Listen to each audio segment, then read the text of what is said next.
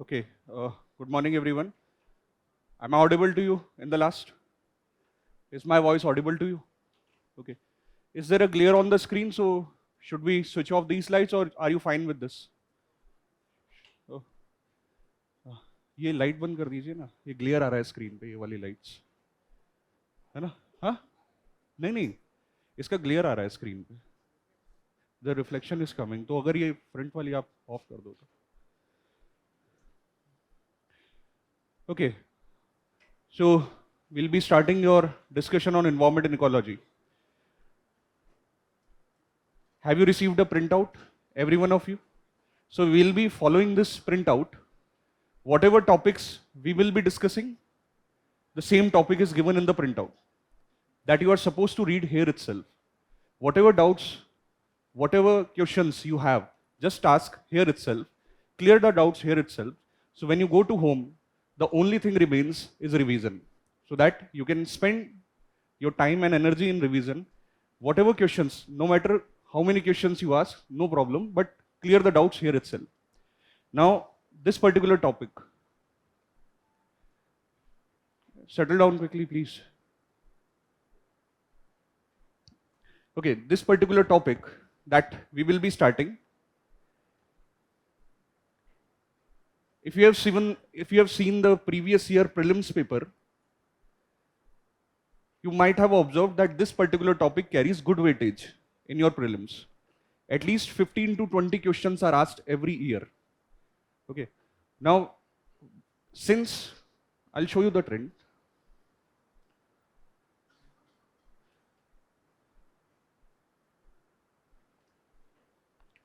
This is the first stage of the exam that you are preparing for, your prelims. Now, prelims, there are two papers, GS and CSET. CSET is qualifying in nature, while your selection to mains is decided on the basis of the marks that you get in GS subject. So in GS questions, GS subject in your prelims, there are 100 questions. And on the basis of those 100 questions, your cutoff is decided. Now, if you see the trend of the questions that UPSC is asking to you since 2013, because 2013 was the year when syllabus was changed, when your exam pattern was changed. Now, if you look at the prelims paper before 2013, before this particular year, hardly you will find any environment questions in your GS paper. Before 2013, in prelims, there used to be 150 questions. Okay, your prelims paper used to be of 150 questions and cutoff was decided accordingly. So in 2013, the exam pattern was changed and UPSC came with two papers, one of GS and one of CSET. So they reduced the number of GS questions, and since 2013, what they increased the weightage of environment questions. Now this is that particular subject which is hardly being taught in your school or in your colleges.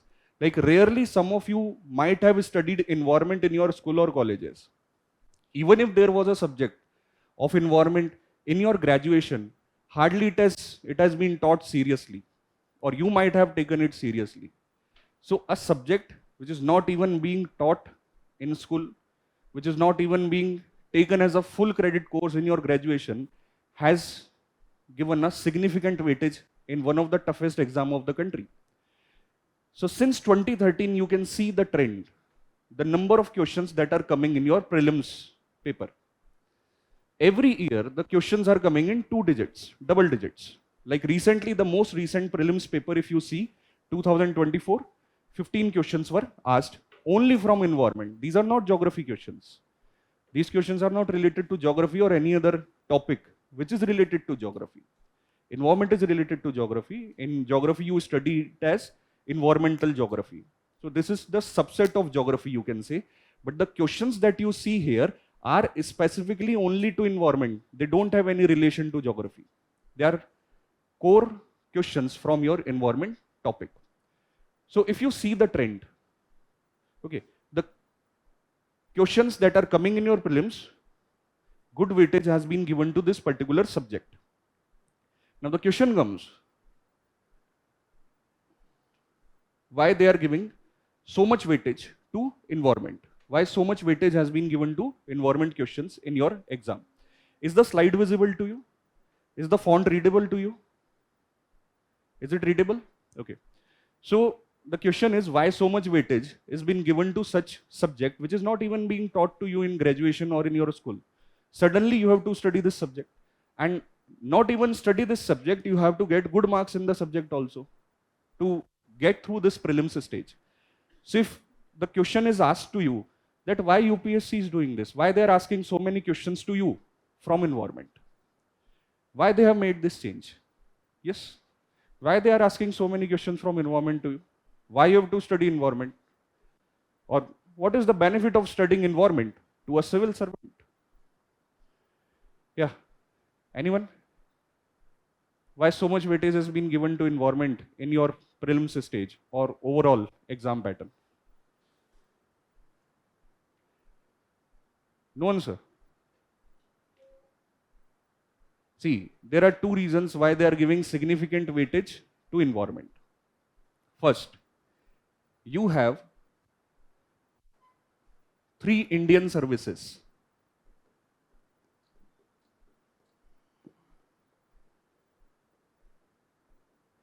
These are Indian services: Indian Administrative Service, Indian Police Service, and Indian Forest Service. Okay. Rest all are allied services. You are allotted cadre if you go into these services. Pay scale is same, chances of promotion, decision making, your chances of going into policy making is same. Yes, the chances are higher in IAS, but rest too, IPS and Indian Forest Services are also Indian services. Okay. Before 2013, this used to be the separate exam. UPSC used to conduct a separate exam for Indian Forest Services before 2013. So in 2013, they made a decision that we will have a common exam for them.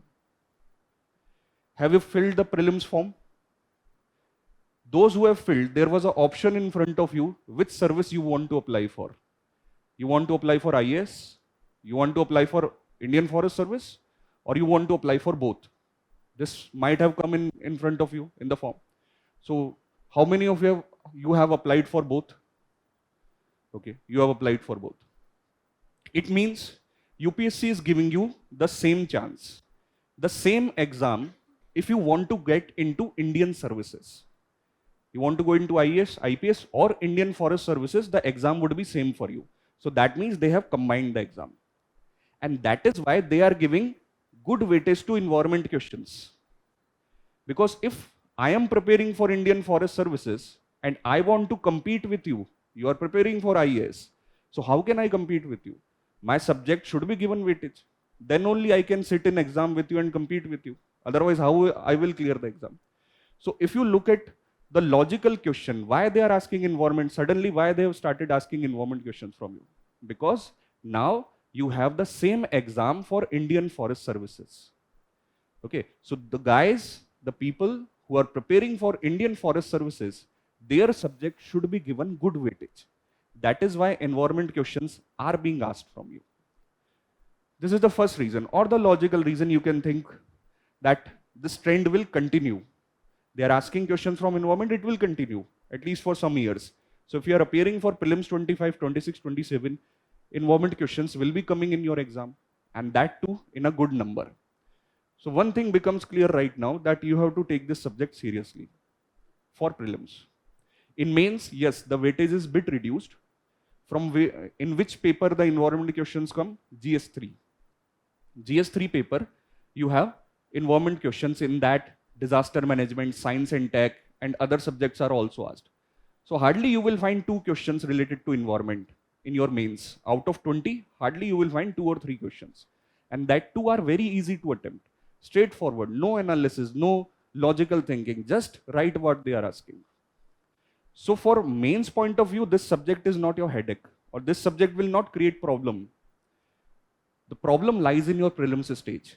The questions they ask from environment is difficult.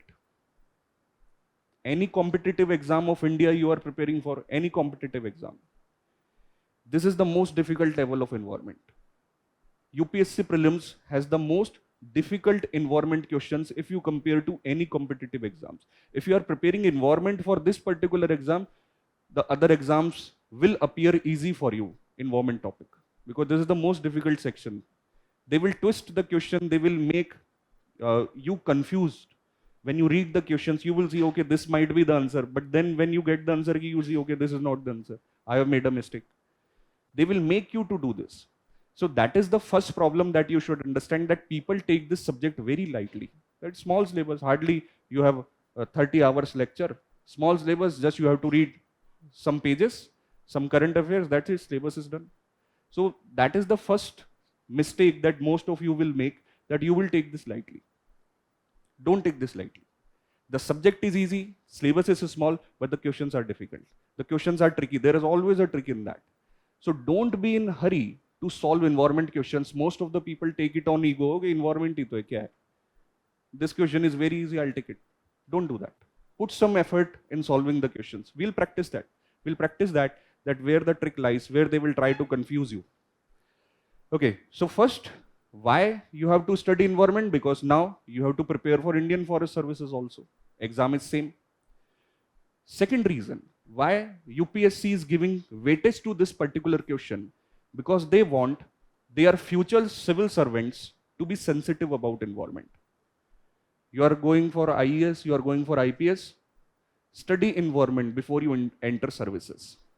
Because a civil servant has to take lots of decisions related to environment.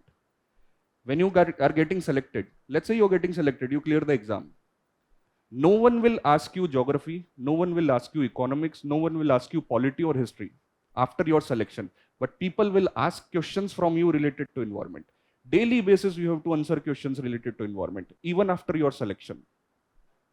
And that is why UPSC wants that you are coming into services, you have to be sensitive about this topic.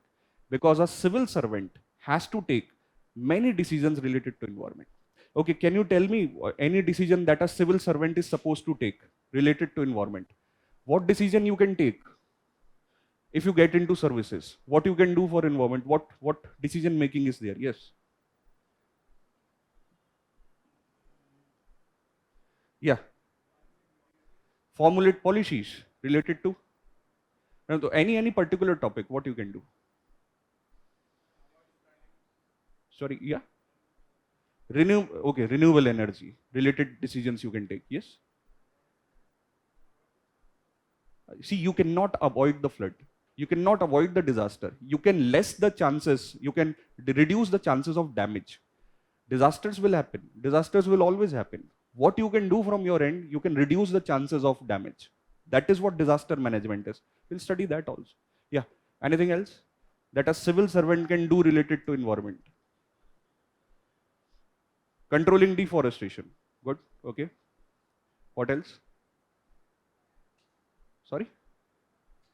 Human-animal conflict you can control. If you are posted in a district where forest cover is good. Yes. Yeah.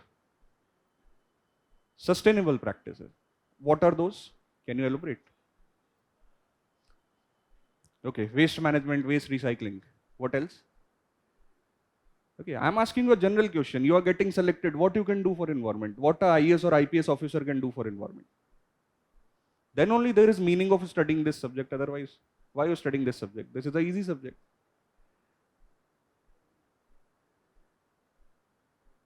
Okay, okay, okay. What else?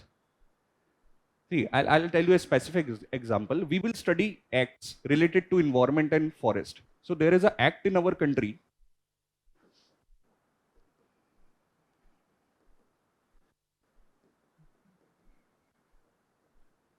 So this act was formed in 2006, Forest Rights Act. So this act, as the name suggests, it is related to giving rights to the people, rights to tribals, rights to those people who are dependent on forest. What rights you can give? You can allow a person to live inside the forest. He can have a habitation inside the forest. You will find many tribes in India which are living in the forest. So you're giving them rights to stay in the forest. You're allowing a person to take his animals inside for grazing. There are many rights which you can give to a person, to a family, to a village related to a forest. So when you are giving forest rights, the name says Forest Rights Act. There is an involvement of forest department here. But who is the final authority? Who will decide that rights has to be given? DM of that area will decide. Okay, you getting into services, you are posted in a district where there is a good forest cover. Very regular basis, applications will be coming in your office that people who are living in your area are demanding forest rights from you. So you should be having a good knowledge of this act for your preparation. But you should be having even a better knowledge of this act when you're getting selected into services. Because you as a person is the final authority to decide future of the people. Who will you give the right? How much time you will give the right? In which area you will give the right? MP and MLA in this matter can only suggest. The final authority to decide rights of the people related to forest is DM of that area. Now you are getting into selected into services, you are posted in an area where there is a good forest cover. People come to your office, they are asking grazing rights, but you don't know where you will allow the grazing. You don't have any idea about the forest. You don't know what is reserve forest. You don't know what is protected forest. You don't know what is endangered species. So how will you take the decision? It's a sensitive matter. Rapid decision should come. Otherwise, there would be social problems in your area. So this is one good example that what decisions a civil servant is supposed to take related to environment and forest. That is why UPSC want you to study environment before you enter into services. Otherwise, this is a very small subject. And that is what I'm saying. People will ask questions from you related to environment even after your selection. This subject will never stop. Any other specific example I'll give you? Okay, you getting into Indian police services. Organization in our country. It's organization also. WCCB, Wildlife Crime Control Bureau. It is like a police force. Its headquarters is in Delhi. So the chairperson of Wildlife Crime Control Bureau is a IPS officer. You getting into IPS, you might get a chance to serve in this organization as a chairperson of this organization. What is your job? To control smugglers, to control poachers, to control hunters, break the mafia, collect the information. Because India, large amount of smuggling is done for animals, for trees, for birds. India is a favorite destination for smugglers. Your job as an IPS officer to control this. Okay, so that is one role of civil servant, what he can do for environment conservation. Another example.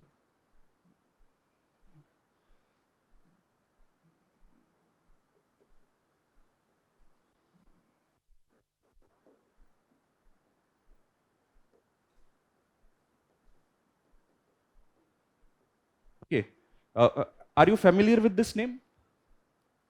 Who is he? No, that is a different person you're talking about. Okay. Are you familiar with this name? Prince M. Kiranjit Singh. Who is he? Okay, he is, as the name says, he belongs to royal family of Wakaner. Wakaner is in Porbandar. So he is from royal family of Wakaner. Being a prince, he left his royal palace, prepared for UPSC. Cleared UPSC in very first attempt. 1961 or 62 batch IAS officer he is. He's still alive. He's still there. Retired from the services. But he's a UPSC topper.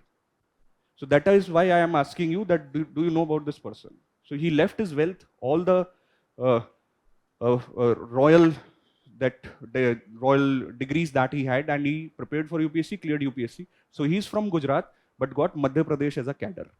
So he served in Madhya Pradesh as an IAS officer throughout his career.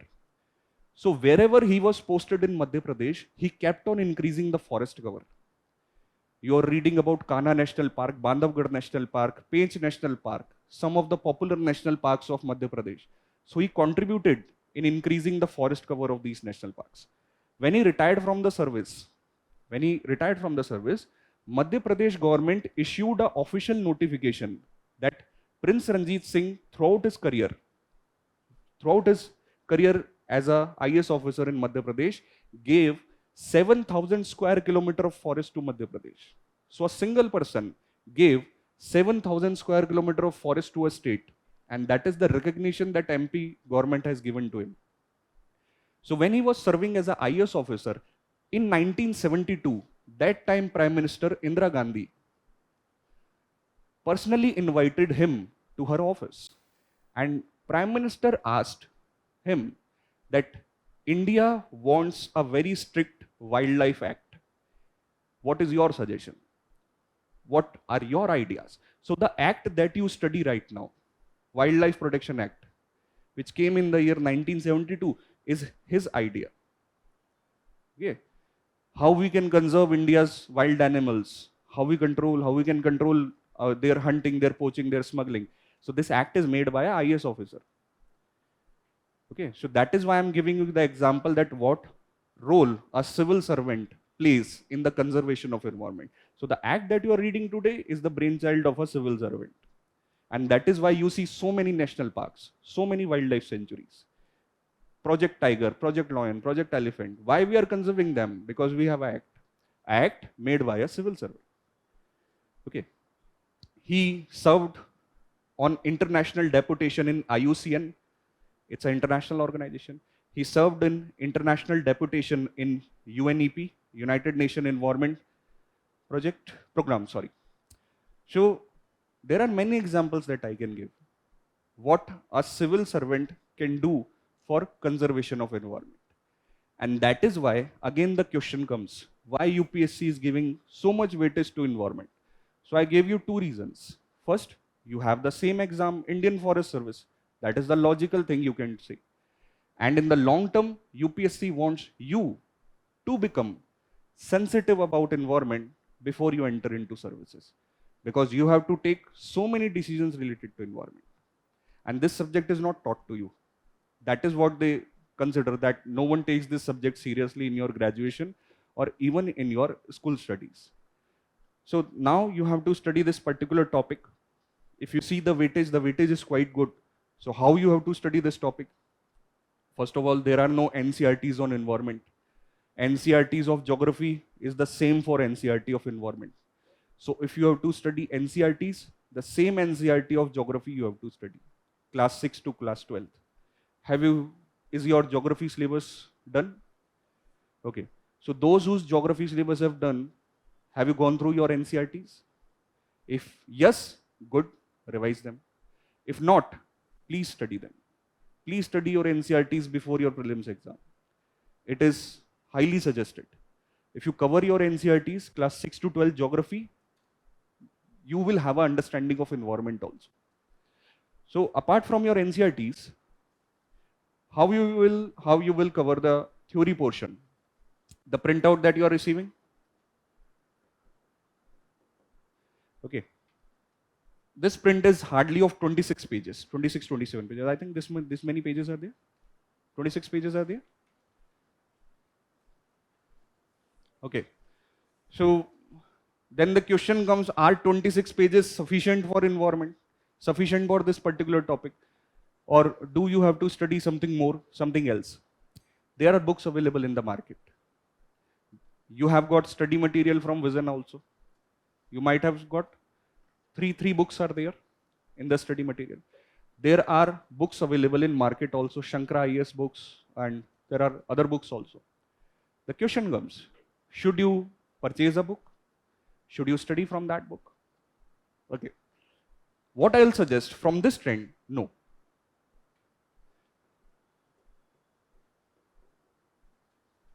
No, don't do that. If you see the trend of last 5 years, since here, even if we go backwards, since here, this particular timeline, if you see, if you have seen the previous year prelims paper, the questions that are coming is from your current affairs. Okay. So that means UPSC is giving more weightage to your current affairs of environment. Significantly reduce the portion of theory. Till 2016, you might see few questions related to theory. But right now, they are not asking. So going through a book is not suggested. Whatever theory information you need for the understanding of this topic, you will get from this class. And that is more than sufficient. The notes that you make, the printouts that you have, and the slides that you will receive, more than sufficient. So your strategy for coming 3-4 months, those who are appearing for prelims, or those who are not even appearing for prelims, preparing for next year also, your strategy or your way of preparation should be get comfortable in this theory, make yourself familiar with this theory, the portion that we are doing in the class, and switch to your current affairs. We will have a reading of current affairs also. You are receiving magazine from Vision IAS. So we will discuss in the class how to read that magazine, environment section. What you should pick from that magazine, what you should not study from that magazine. What is the important section in that magazine? How to pick up facts from that magazine, or what not to study at all from that magazine. So once you pick up that mode of preparation, you will be able to study rest of the magazines yourself, because that is what you have to learn, how to study that magazine in a short amount of time, how to remember the facts, how to memorize this fact. So we will do that in the class.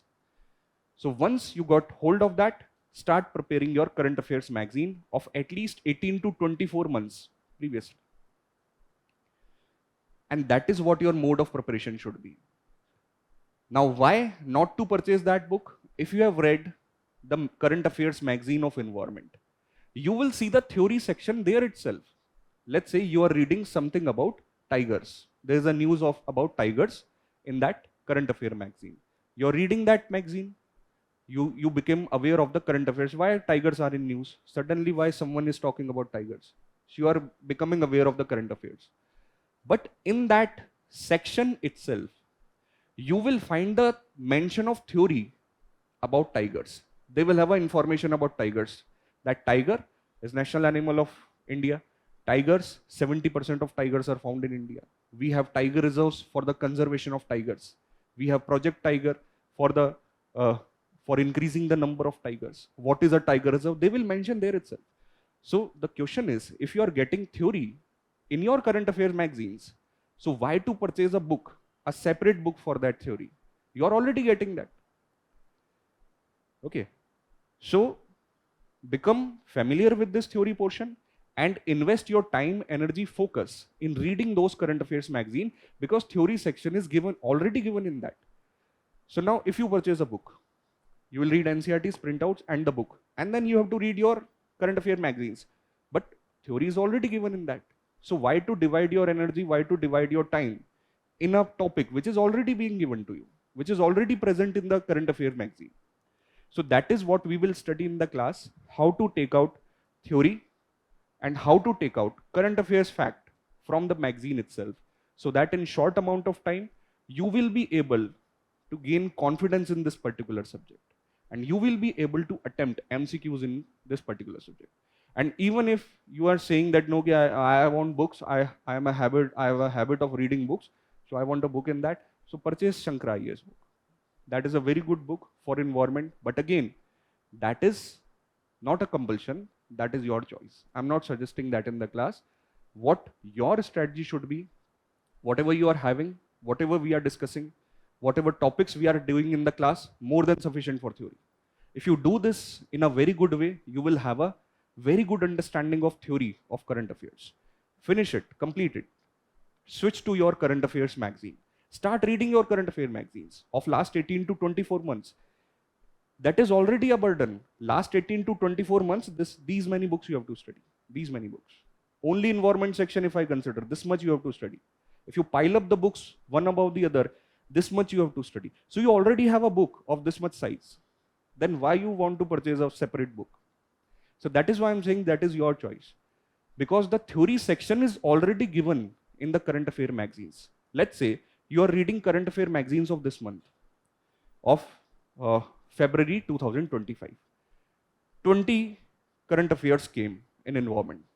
For example, we are saying that you have to read 20 news articles in that current affairs magazines. So you already have 20 theory topics in that. So in each month you are getting 20 theory topics. For 18 months, how much theory topics you have? 360 theory topics. So when you already have more than 300 topics in your current affair magazine and theory is given in that, so why not to invest your time or energy in that? Because they are asking questions from current affairs. And you should be very much familiar about the theory which is coming in the news. Why to read the traditional theory? Because traditional theory, we are already reading that. So why to duplicate your effort or waste your time in something which you are already doing? Try to go one step beyond and try to read what the trend is, where they want you to be strong. Okay. Now, if you say current affairs magazine is very easy, we can complete it in a day. No, it is not easy. You have to read between the lines. You have to understand the facts, because this is where they will confuse you. This is where the MCQs will appear from. And most of the people, they think it is very easy. We have gone through that. They pick up the wrong option from the exam. And then they regret, okay, I had read it. Now I have done it wrong. So that is what I am saying. Your energy or your time should be invested in a thing which is more relevant for you. Rest is your choice. I suggested what your strategy is. You are educated enough, informed enough to select your strategy. If you want a book, Shankar IAS book is good. And even Vision IAS material of environment is very good. Is extremely very well written study material. You can follow that. So even if you want to study book, after my suggestion, what you can do, whatever topics we are doing in the class, study the same topic from the book. Don't deviate. Okay, don't deviate. Whatever we are doing in the class, just read that from the book. And that is when you want to study. I'm not suggesting. Are you clear on this? Clear till this point? Any questions you have or any concern of yours? Or then we can start the topic. Yeah, anything you want to ask or discuss? Yeah. Mains answer writing we will practice. Now, if you see your current, this printout, if you see the printout that you have received, you will find many self-study questions in that. Can you see on the very first page, a question is underlined. So questions will come in between. I will give you questions for the assignment also. What you can do, you can write answer, submit it to me, I'll check that. Okay. And these questions are compulsion for you. You want to write answer, submit it to me, I'll check, I'll give you the next day. You don't want to write answer, you will say, no, I want to study for prelims right now, I'll see mains later. Because in mains, hardly 2 or 3 questions will come. So you can read about these questions. You can search on internet and read about these questions. Either you can read, either you can write, but don't skip them. Don't skip them. This is a compulsion for you. So that's your choice. You want to do answer writing, you can submit, I'll give my feedback and I'll give it to you on the very next day.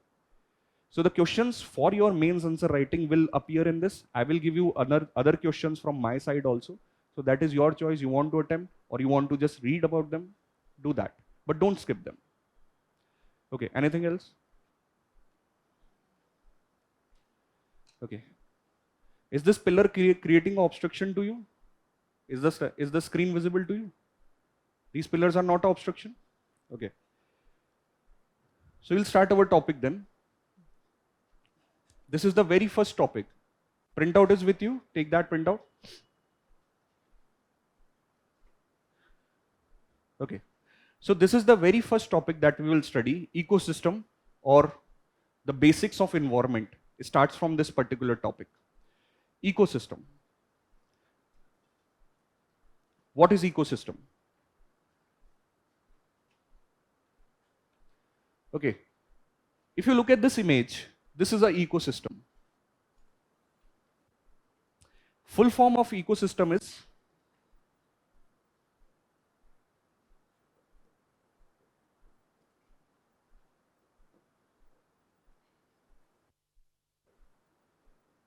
ecosystem stands for ecological system. Now, what is an ecosystem? If you look at this image, this is an ecosystem. Ecosystem consists of 2 things. Living being, you can see a living being in this image.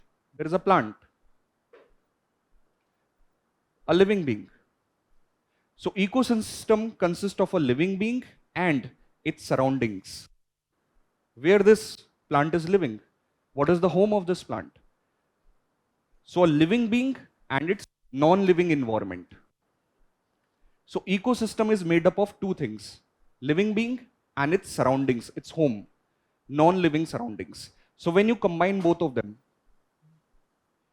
a living being and its surrounding, a ecosystem is formed. So ecosystem consists of two things, living and non-living. Ecosystem is a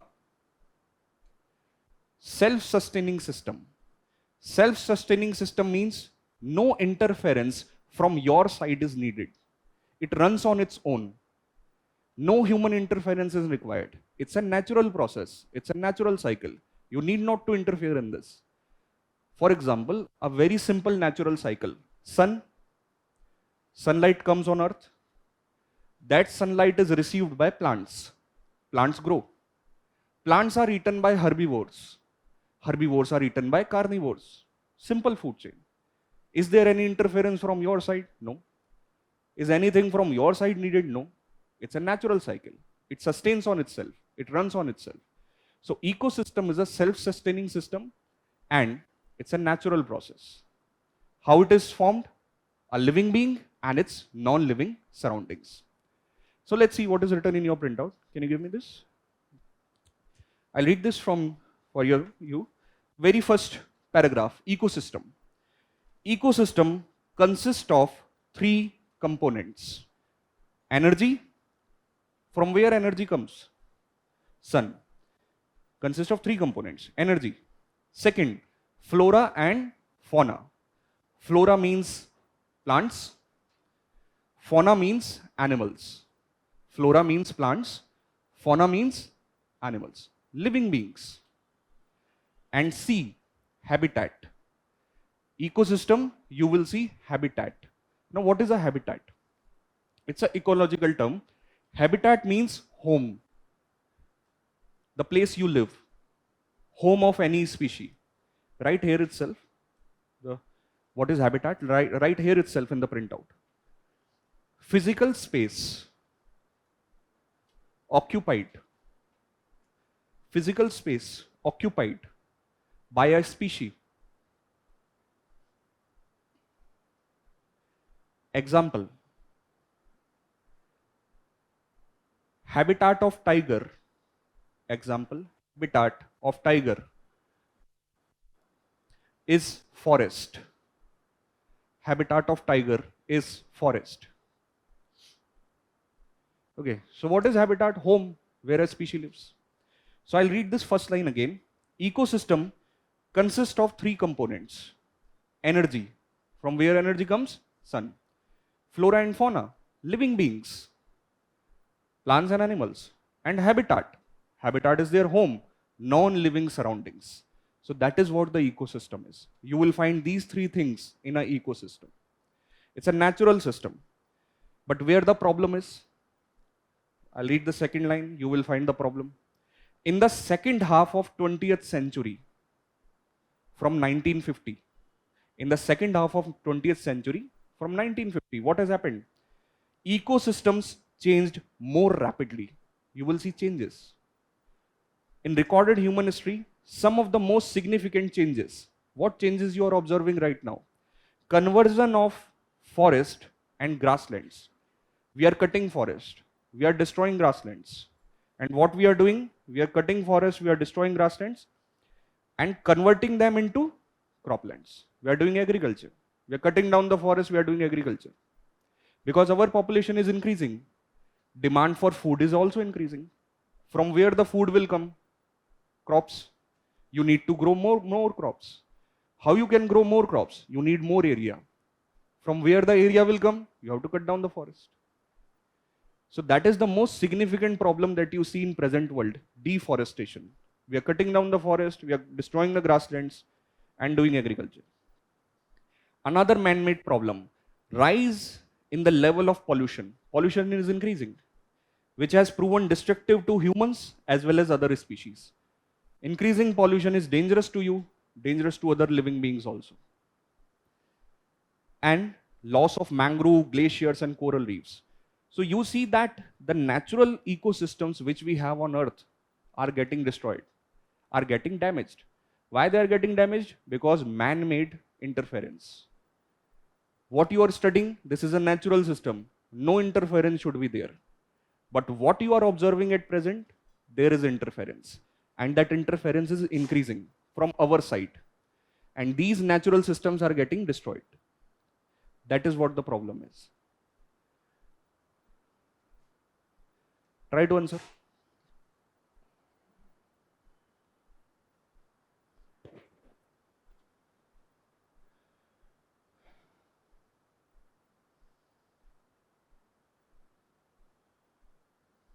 Yes. What option should be correct here? C. C is the answer. Yes. They are asking you the definition of ecosystem. Very straightforward. Community of organisms, living being, together with the environment, non-living surrounding. Straightforward definition. So you yourself see how much time you took. Hardly 20 seconds, 30 seconds to answer the question. And you got this right. So that is the benefit of knowing the definitions. You know the definition, they ask you the definition, very less time you can get the correct answer. Okay. And that is why you have to study theory. Because you can put an argument that if they are asking questions from current affairs, why we are studying this? Why cannot we start the current affairs right now? See, because if they ask theory questions, you will be able to answer. Okay. And before studying current affairs, you should know the theory. Otherwise, how you will study current affairs? Let's say you are reading today's news that India has brought cheetahs from Africa. India has put the cheetahs in Kuno National Park. India is searching for the second home of cheetahs. That is in Gujarat. They are making the second home. You are reading that news. And in that news, information about cheetah is given. That cheetah is an apex predator and a keystone species of grasslands. Now you don't know what is keystone species. You don't know what is apex predator. So how will you complete that current affair? At least you should have a background. Then only you will read that news. Otherwise, that news is a fact for you. And you cannot remember facts. You can only memorize facts up to a limit. You should have a logic behind the current affairs. That is why you have to be good in theory, so that you can complete current affairs in a very short time. And that is why we are studying them. Otherwise, we would have started directly from your current affairs magazine.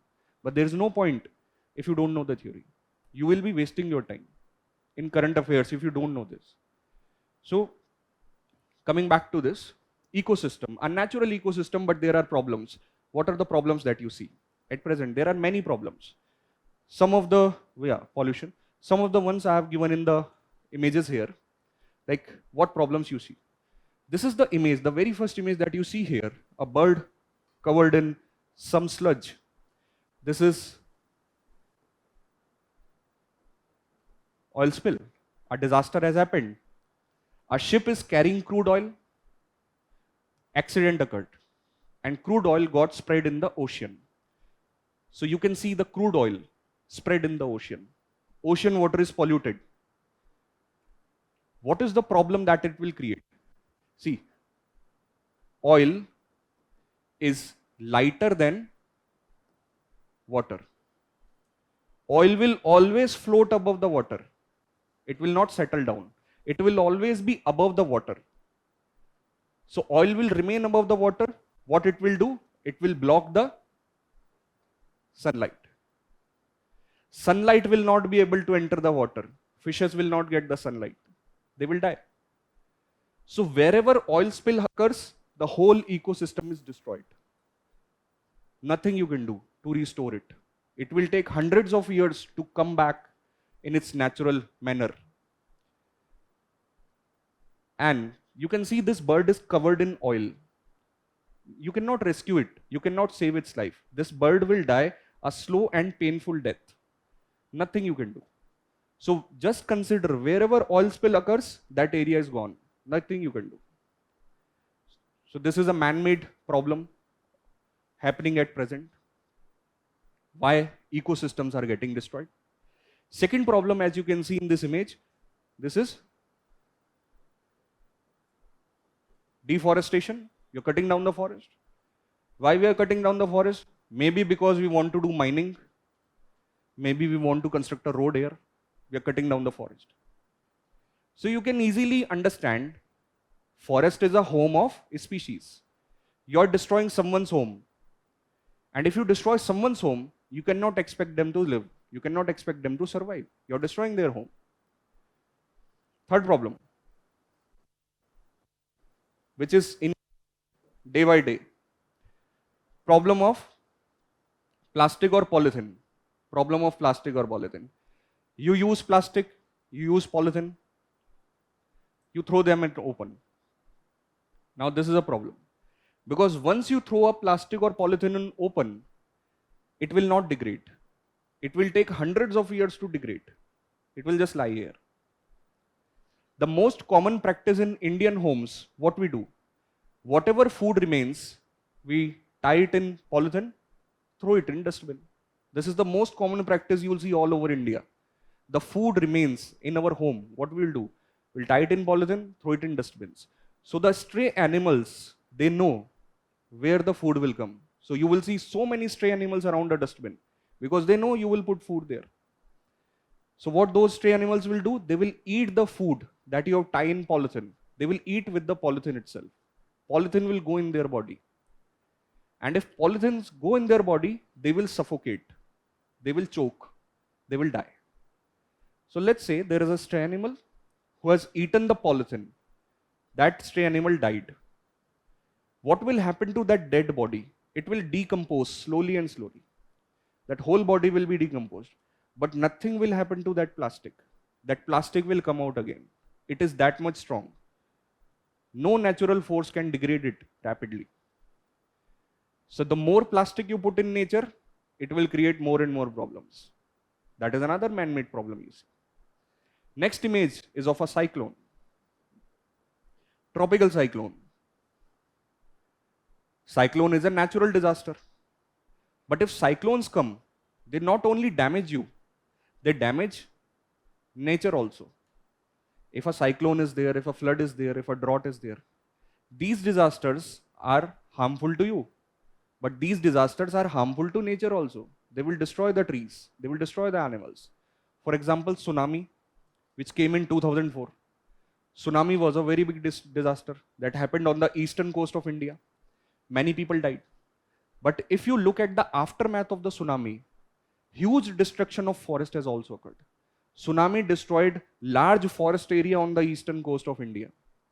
So these disasters are not only dangerous for you, they are dangerous for environment also. So here in this image, what you can see, here you can see that destruction of environment is happening. Ecosystem is getting destroyed. Some are man-made reasons, some are natural reasons. But the result is same, destruction of ecosystem. So I have given a self-study question in the printout itself. If you see above point number 3, describe the processes which are responsible for ecosystem destruction. So such self-study questions will keep coming in between. So that is what I told you, your choice. You want to write answer of 150 words, submit it to me, I'll cross check. You don't want to write answer, just read about this, but don't skip this. So I have given you an overview how to answer this question. I have given you some of the problems, but there are other problems also. Think about them. Are you clear on this? Any doubt till this point? Okay, we'll move ahead then.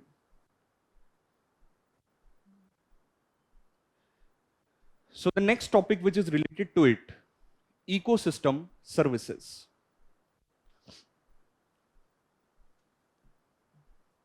What is ecosystem services? I'll read this for you. The very first time. Any product or benefit that we obtain from environment. Whatever benefit you get from environment is an ecosystem service. For example, you're writing on a page. From where this paper is coming? Trees. So you are using a product which nature is giving to you. You're sitting on a furniture and you're sitting on a chair, and one component of this chair is wooden.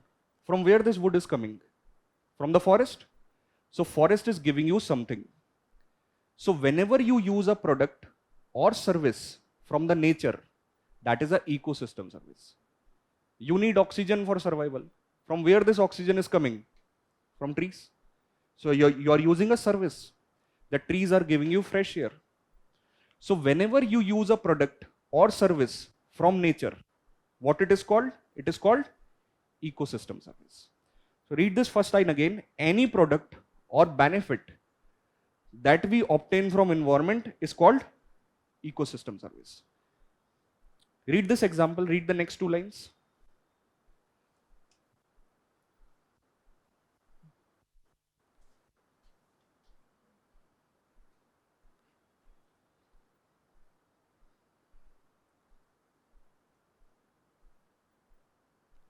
Okay, so how many categories are there? Ecosystem services? 4. So we'll study them category wise. The very first category is supporting service. So what is the keyword you have to remember to memorize the definition? Supporting services is services necessary, which are necessary for you. If you don't get supporting service, you will not get anything. They are very much necessary. For example, one supporting is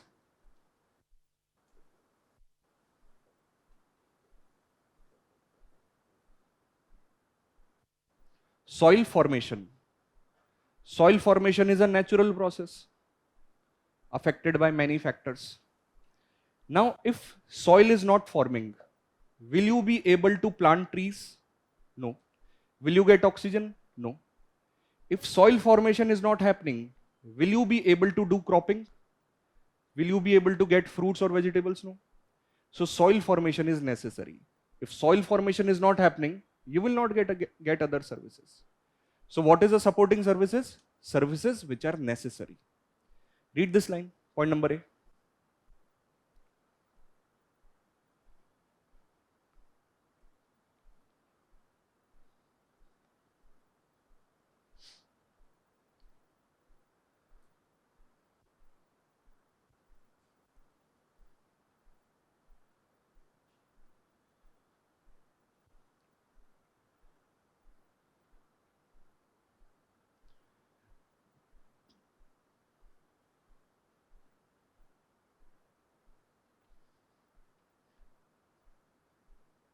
Clear on this? What is supporting service? Okay, yes, please. Maintenance of diversity of a species, how it is a supporting service? It is related to food chain. What I told you, plant eaten by herbivore, herbivore eaten by carnivore. So you need everyone to complete that food chain. Suppose you take out herbivores, that food chain will break. So you need the diversity. You need many species to maintain the balance of nature. Otherwise, the balance will collapse. Stability will not be there. You need lots of species to maintain the balance. Diversity should be there. Okay? Are you clear on this? Let's see the second service. Second service is easy to remember. Provisioning service. Provisioning service is products. This is how you can remember them. When you get products from the nature, what products you get from the nature? I gave you the example: paper, wood, bamboo, honey, rubber, medicinal plants. So whenever you are getting products from the nature, what service you are getting? Provisioning service. Read this slide.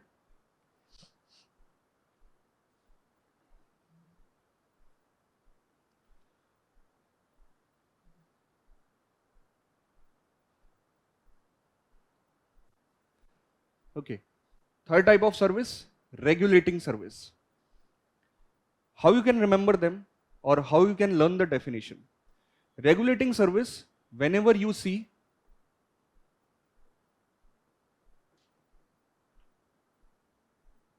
recycling, whenever there is recycling happening, you will say that it is a regulating service. For example, what trees do? Trees take carbon dioxide and give you. So what trees are doing for you? Recycling. So what benefits you are getting from trees? Regulating service. Vultures. Vultures consume dead bodies. If vultures are not there, disease will spread. So what vultures are doing for you? They are cleaning. They are recycling. So what services vultures are giving to you? Regulating service. So whenever you see recycling happening, you will say that it is a regulating service. Okay, read about it.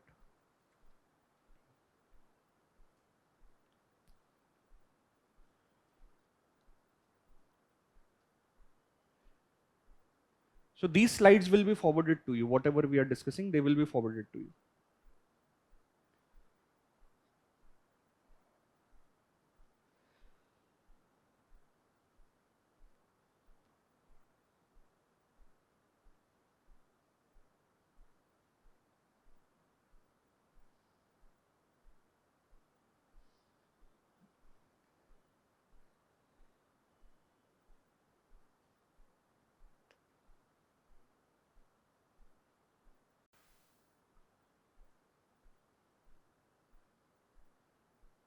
Okay then.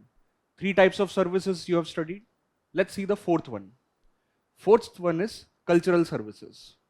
So how you can remember cultural services?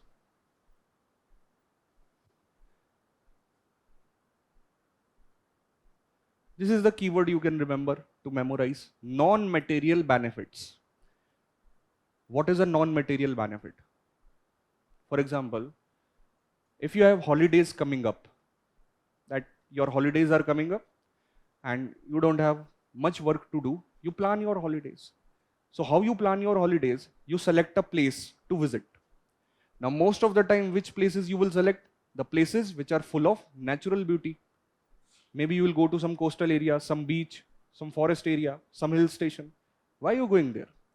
Why you are selecting such places? Because when you go to such places which are full of natural beauty, you feel refreshed. You feel good. Okay, you feel relaxed. So that is the experience you are getting, tourism experience. You cannot see it, you can only feel it. So whenever there is a service which you can only feel, that is a non-cultural benefit, non-material benefit. So all your tourism related experiences which nature gives to you comes under this category. Another example, you take school children to zoo visit. Why you are taking school children to zoo visit? So that those small children who have seen a lion or a tiger in the books, now they are seeing it in real. Those small children are seeing lion or tiger in real. They know how a tiger looks like. Their knowledge is increasing. They cannot see it, they can only feel it. So whenever nature is giving you education, nature is giving you knowledge, that is a non-material benefit. So whenever there is a non-material benefit, which services you will consider? Cultural services. Okay, read about it.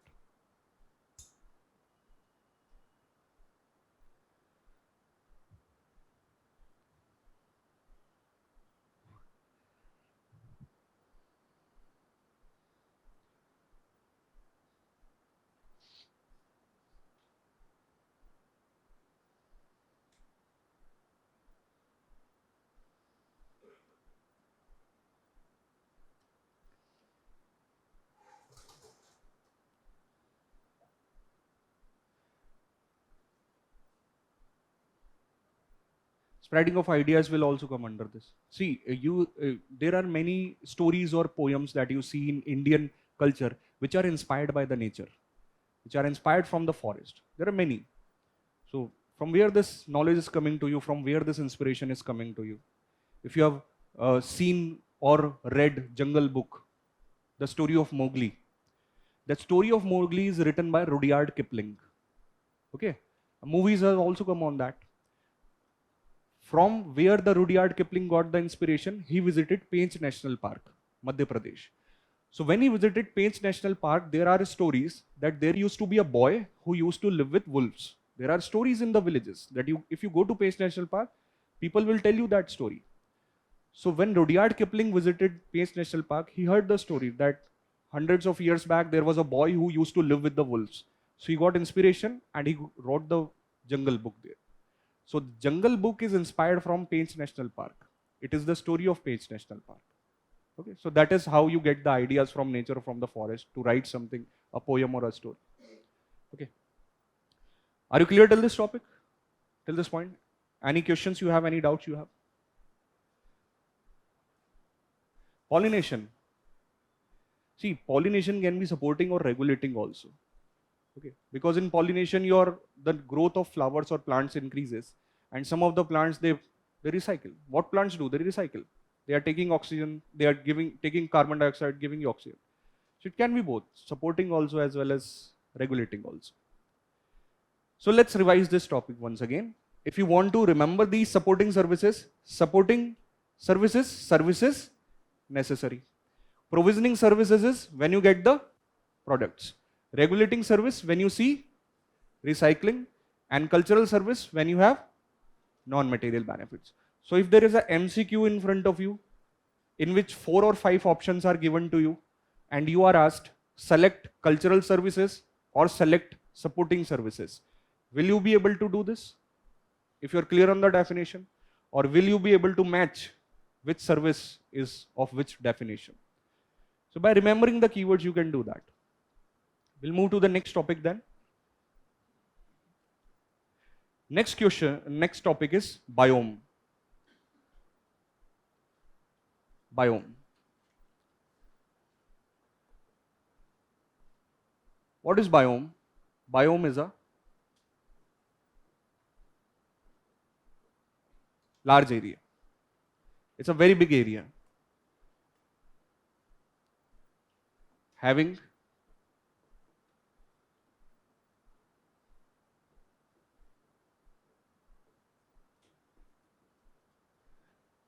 unique geography. So what is a biome? Biome is a large area having a unique geography. Like desert, large area, unique geography. Glaciers, large area, unique geography. Oceans. So in simple words, what you can understand, biome is a large area having unique geography. But exactly where you will put biome in the process? See this, a deer.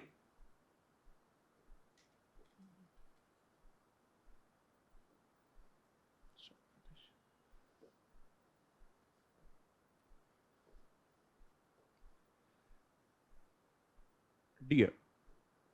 So you will say it is an individual. Single deer, you will say it is an individual. When many deers come together, what you will say? It is a population. Single deer, individual. Many deers, population. When there is a deer, wolf, or an owl, you see different species. You're not looking at a single species. You're looking at different species. So when different species are present, what you will say? What is formed? A community has formed. And when you combined living with non-living, when you combine living and non-living, what is formed? Ecosystem. Just now you have studied. So till this point you are clear. Single deer, individual. Many deers, population. But when you see deers with other species, you will say it is a community. When you combine living and non-living, what is formed? Ecosystem. So many ecosystems will form a single biome. There are many ecosystems in a biome because what I told you, biome is a large area. It consists of many ecosystems. And there are many biomes on our earth. So what you will observe, as you are moving ahead, the level is getting bigger and bigger. The level is increasing. So you can see how an individual is connected to biosphere. What is the connection between you and the biosphere? You are an individual, your batch is a population. When you see your batch with other batches, it is a community. Your surroundings with you is an ecosystem. and many ecosystems will form a biome. There are many biomes on our Earth. So that is how you are connected to Earth, or a connection between individual and a biosphere. So this is what we have to understand. Biome is a large area, has a unique geography. Just read this third para. Number 3, read it.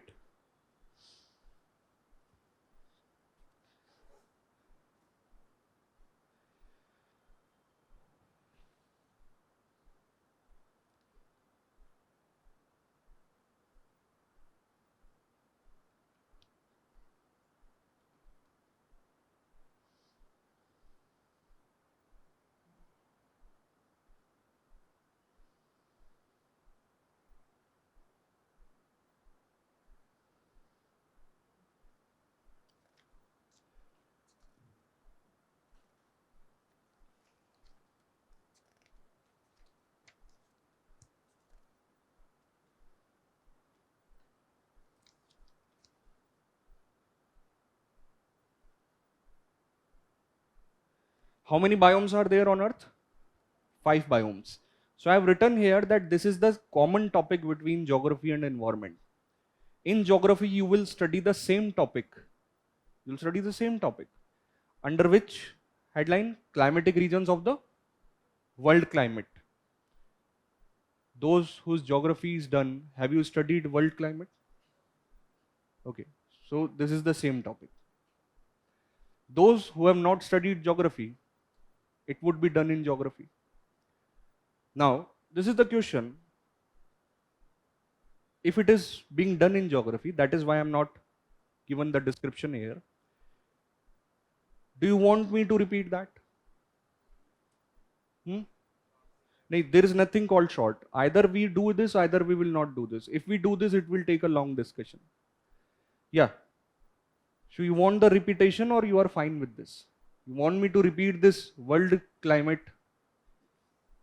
Okay. So we'll do this topic. But again, there is nothing called brief or short. You have to go into detail of each one of this. See, in bullet points, if you read forests, forest, grasslands, how many biomes are there? 5 types.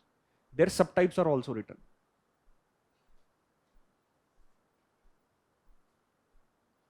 These are the biomes. This is the same topic of world geography, world climate, where you study about each one of biome. If you see G.C. Leong, part B of G.C. Leong is this. Okay.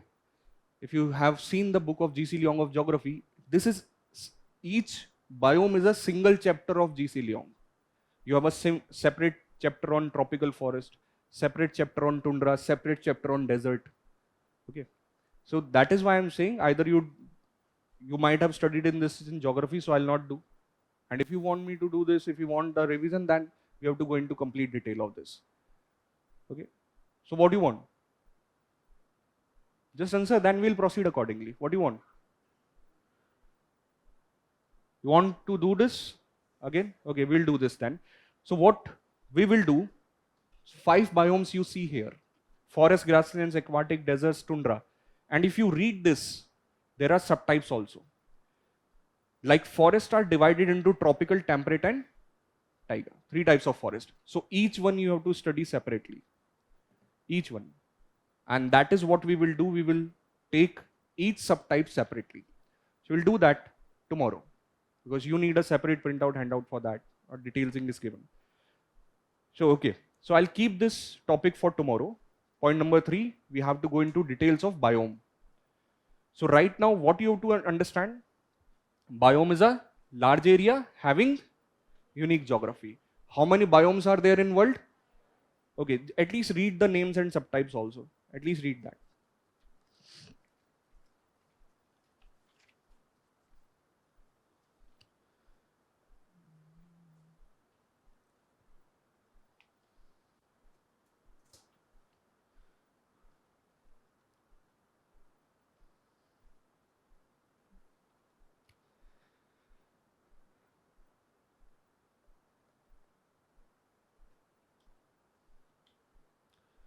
Okay, and if you want to do this biome topic in class, because this is related to geography, and geography is not done without mapping. Just reading theory is not sufficient to study geography. You have to map them also. Whatever you do, you have to map them. So bring world map, physical world map tomorrow with you. At least 7 or 8 world maps, blank world maps, so that you can map here itself, and that those maps would be handy for you for your revision, whether it is geography, whether it is environment. Mapping is very much necessary. So if you want to study the topic, bring blank world maps, not political, physical. You understand the definition, difference between political and physical? Okay. So bring physical world maps. To complete this topic, just read it.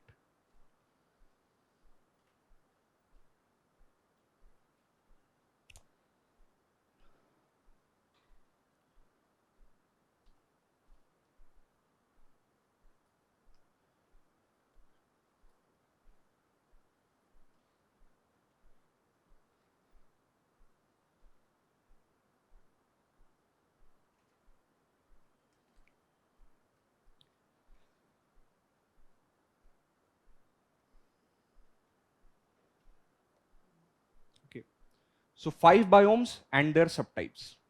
That is a separate topic that we will study. Each one we will go in detail. What we will do, where this biome is found, we'll map it. What are the characteristics of that biome? What animals you see, what plants you see, each one we will do in detail. Okay. Now turn the page. We'll move to the next topic related to it. Marine areas, we'll see. Marine is also a biome. So if you look at this image, marine biome. Now you're already familiar with this fact, a general knowledge fact, that Earth is 70% water. So 70% of Earth is water. So you can say that this is area wise, this is largest biome, because 70% of Earth is water. But marine biome can be of 2 types.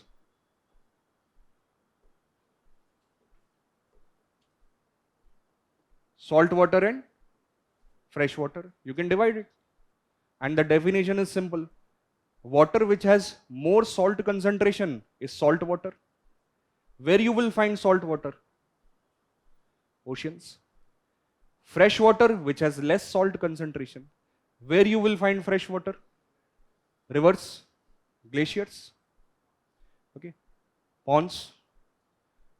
70% of Earth is water. Largest biome of Earth. 2 types, fresh water, salt water. Some fishes live in fresh water. Some fishes lives in salt water. Different areas. But there are fishes which can live in both. Okay, there are fishes present on Earth which can live in fresh water as well as salt water. What you call such fishes? You call them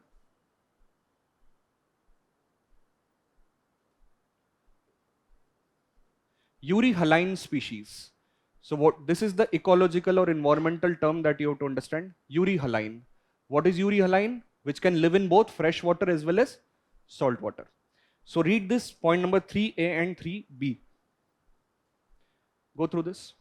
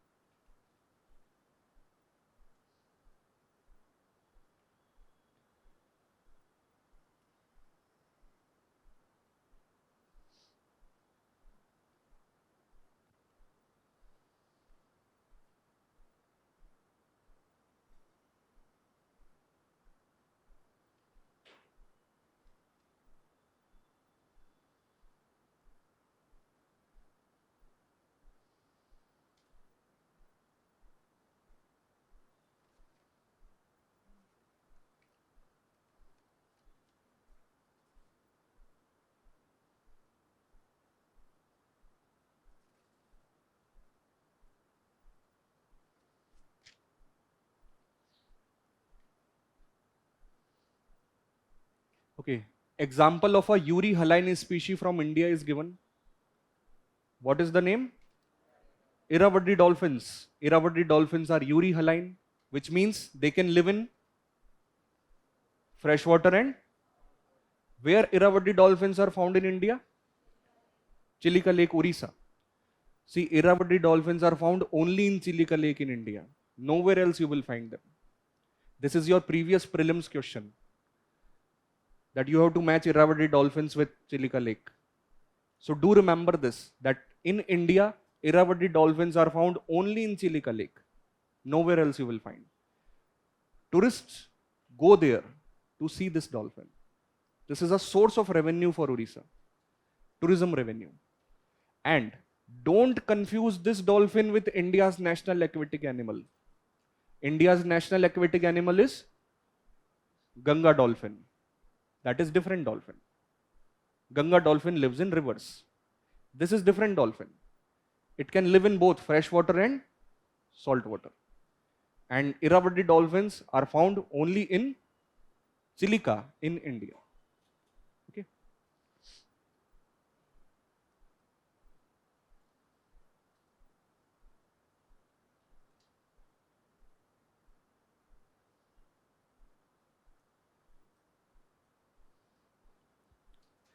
So we'll move to a familiar topic that you already have understanding of, structure of ecosystem.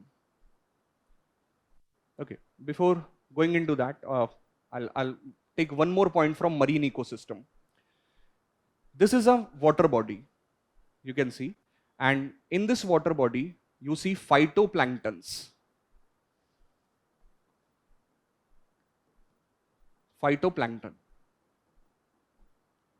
They are plants. What are phytoplanktons? They are plants of the water. Some of them are very small. You need microscope to see them. Some of them are easily visible. Like the most common phytoplankton that you have seen in water, algae. Algae is a phytoplankton. It's a plant. Phytoplanktons are eaten by zooplanktons. They are eaten by zooplanktons.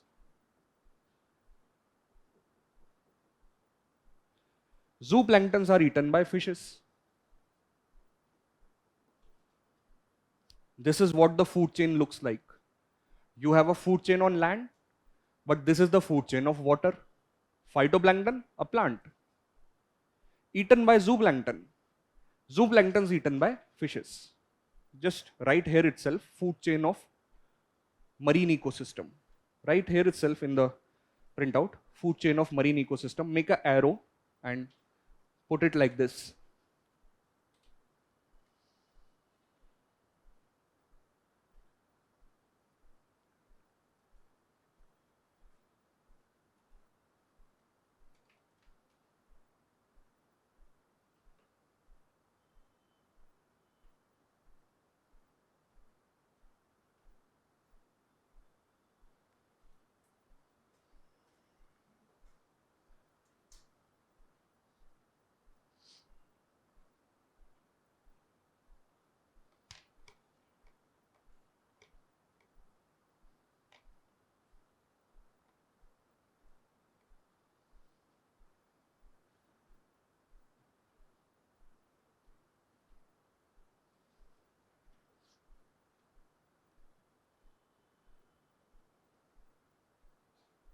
Okay.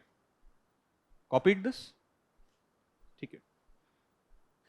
So we'll move to point number 4, structure of an ecosystem. You might be familiar with this, how an ecosystem looks like. In ecosystem, you will find two things. Living beings, non-living things. Living beings are called biotic components and non-living beings are called abiotic components. You might be familiar with this, living and non-living. So what you have to do, you have to go into details of this. Living beings, non-living beings. What you see around your surroundings. So we will start with living beings, biotic.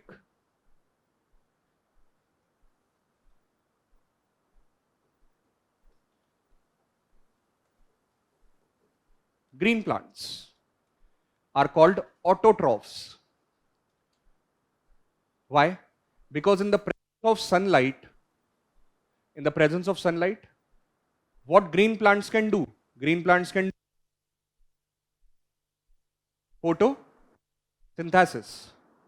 They can manufacture their own food. They are capable of doing this. They are not dependent on others. So plants are called autotrophs because they can do photosynthesis, they can make their own food. But there is one more species in environment which can make its own food. You know about plants, plants can make their own food. But there is one more species in nature which can make its own food. Sorry? Algae. Algae is a plant only. Algae is a type of plant. This is a species that I'm talking about. Okay. Why we are less familiar with them? Because they are found in deep oceans. Look at this image. This is ocean bottom. You have reached bottom of the ocean. Completely dark. From here you can see methane gas. These are gas bubbles coming out from ocean. Methane gas coming from bottom of the ocean. Small holes are there. And from that methane gas is coming out. This is methane gas. So you have small holes here on these holes.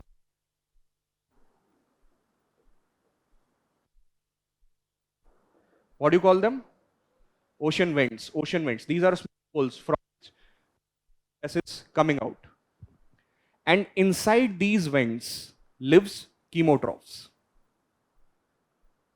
For example,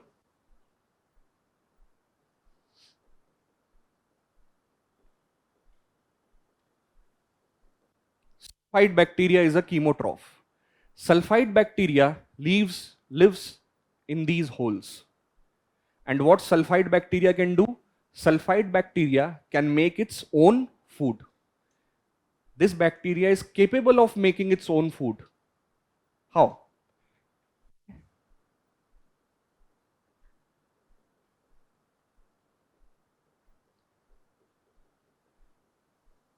What sulfide bacteria can do? Chemical reactions. And with chemical reactions, it can make its own food. Okay. So do remember, plants autotrophs can make their own food. Sulfide bacteria, chemotroph. What it can do? Make its own food. So there are two species in nature which can produce their own food. So you call them producers. What are producers? Which can make their own food. So in point number 4, autotrophs and chemotrophs are written. Just write in front of them producers. Just write this in front of them, producers. In front of autotroph and chemotroph, producers. And write capable of producing own food. Capable of producing own food. Now read about both of them, autotrophs and chemotrophs. Read till this point.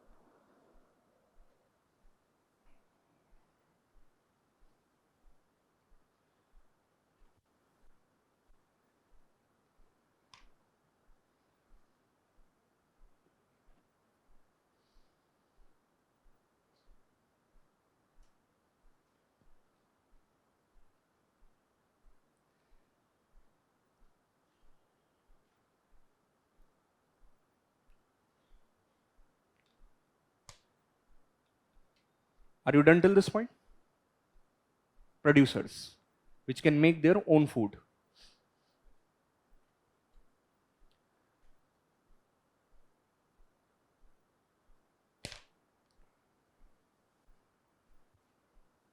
Okay.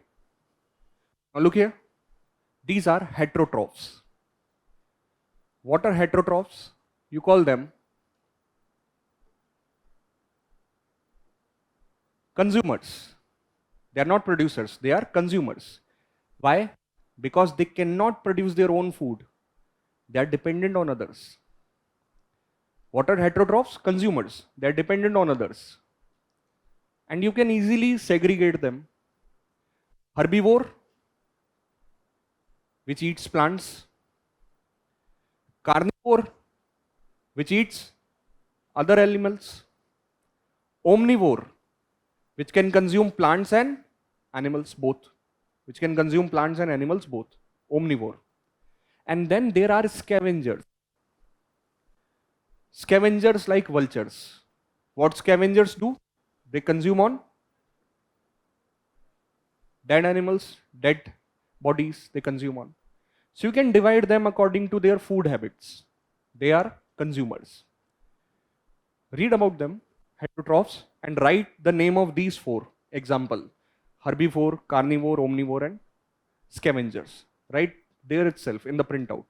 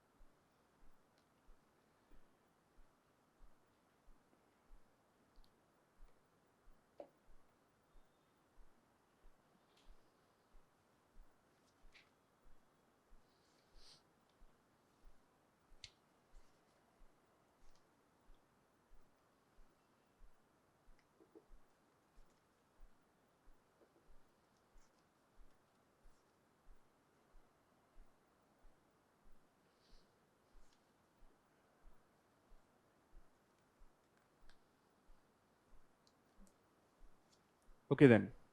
So let's complete this topic. What else you will see in nature? What else you will see in environment? Yeah.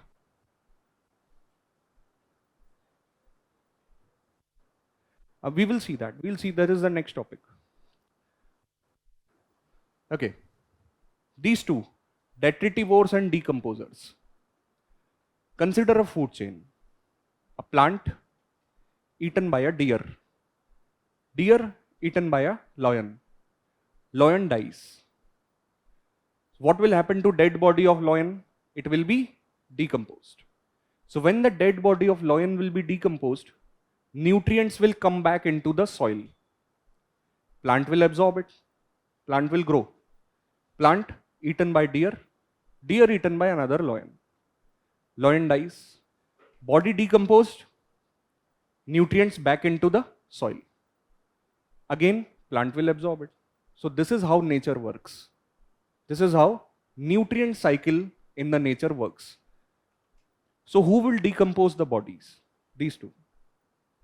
When there is a dead animal, dead body, dead organic matter, they will decompose it. So they will complete the food chain. If these two are not there in nature, food chain will not be completed. So they are important part of food chain. They decompose the dead bodies, return the nutrients back to the food chain. So detritivores like red worm. Decomposers, there are only two decomposers in the nature, fungi, bacteria. This is also a previous year prelims question. 3 options were given to you. Which of the following are decomposers? Virus, fungi, and bacteria. Virus is not a decomposer, but fungi and bacteria are. So I told you the common thing between them. What they do, they complete the food chain. Without them, the food chain will not be completed. They decompose the dead bodies. But there is a difference between them also. That is your homework to see. I've written it as a self-study question. Okay. Yeah. Sorry. They decompose. That is what I'm saying. See, if you have a red worm, it will start eating the dead bodies. it will open up the surface. So bacteria then will act. It will eat that dead matter. That is what these worms will do. Okay, read about them, decomposers, and then there is a self-study question also for you to see what is the difference. So you have to remember both the things. The common thing between them that I told you, and the difference between them that you have to see. If you are not clear on the difference even after reading, then do let me know, I'll explain that. Chaliye, padhiye se, read about this, decomposers and detritivores.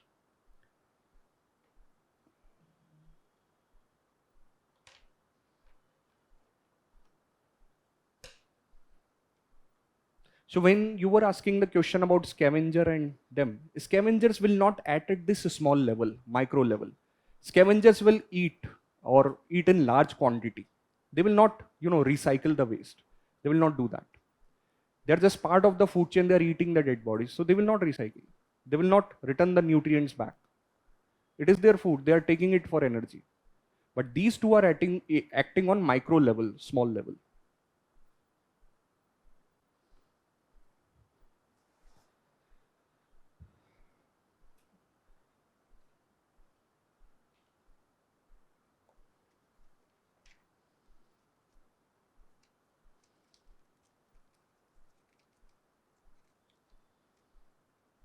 Okay, done with this? So this completes your structure of ecosystem. That in ecosystem you will find living beings and non-living beings. And you have gone into the details of living beings. What living beings you will see?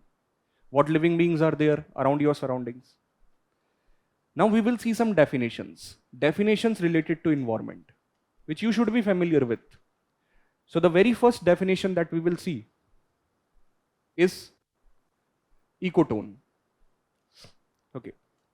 How you can understand what is a ecotone?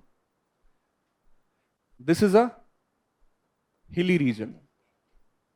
This is a plain region. And this is a water body. So you are looking at an area where different ecosystems are present. There is a hill, there is a plain, and there is a water body also. Different ecosystems are there. So when you are looking at this different ecosystems, the common area between them,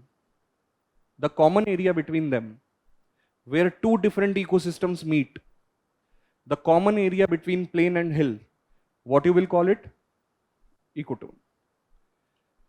Common area between them, this is land, this is water. Where they are meeting, this is a ecotone. So what is a ecotone? Common area or the boundary between two ecosystems, where two different ecosystems meet. The common area between them is called ecotone. Thing about ecotone, ecotone has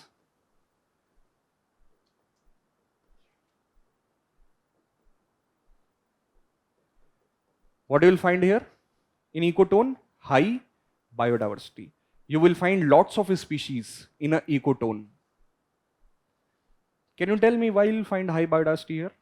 Why many species will be present here? What is the logic? Yeah. It has the characteristic of both. So both ecosystems species can live here because it has got characteristic of both. So species of ecosystem 1 and species of ecosystem 2 both can live here.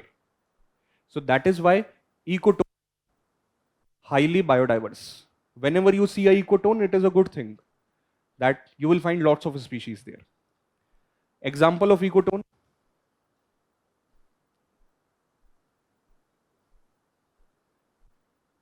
What can be an example of ecotone? Estuary. What is a estuary? When river meets the ocean. When river meets the ocean, estuary is formed.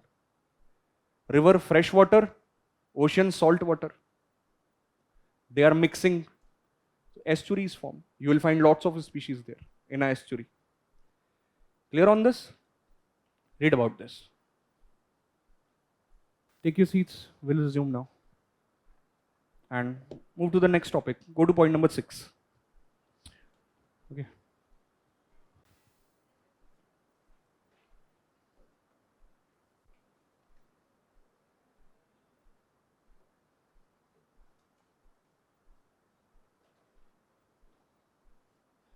So this is what we will study now, niche.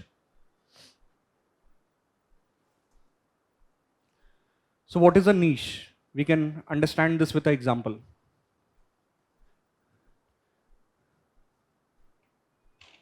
Take example of tiger.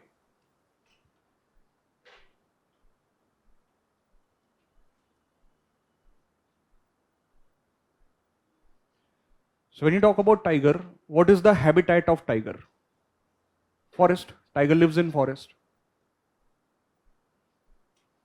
So this is the home of tiger, habitat of tiger. But what a tiger do in a forest? What is the role of a tiger in a forest? What tigers do?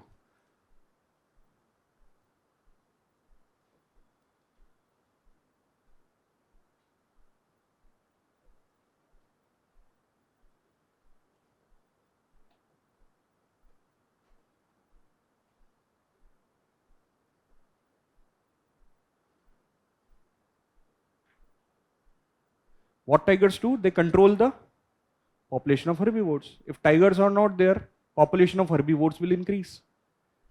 They will start eating more and more plants. They will damage the forest. So this is the role of tiger in the forest. Now when you combine both of them, habitat and role, what you will get? Niche. So what is the niche of a species? Habitat plus its role.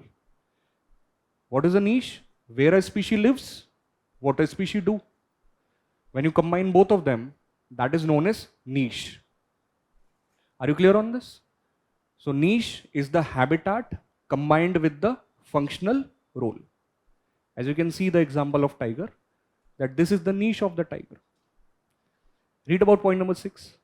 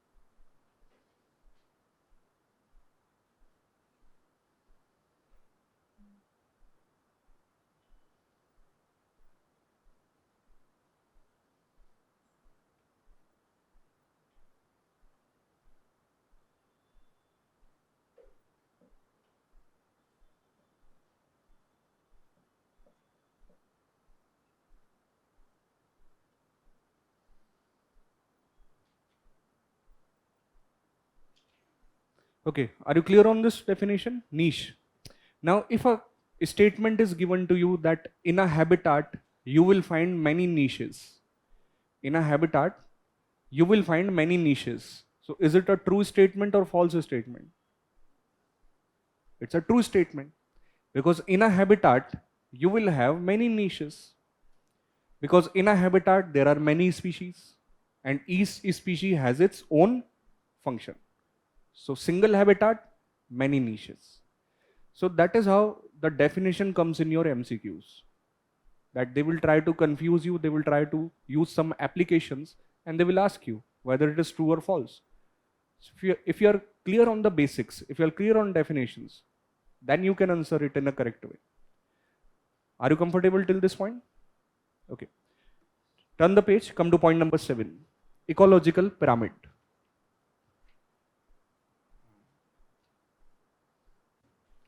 What is ecological pyramid? What is written here on the very first line? Ecological pyramid is graphical representation of food chain. What is written here? Graphical representation. Just underline that word, graphical representation.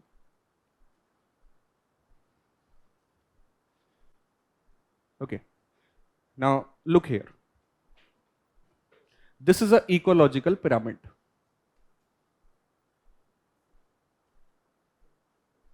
This is an ecological pyramid. How this pyramid is made? This is nothing but a food chain. Plant, eaten by a herbivore, eaten by a small carnivore, eaten by a large carnivore. This is a food chain.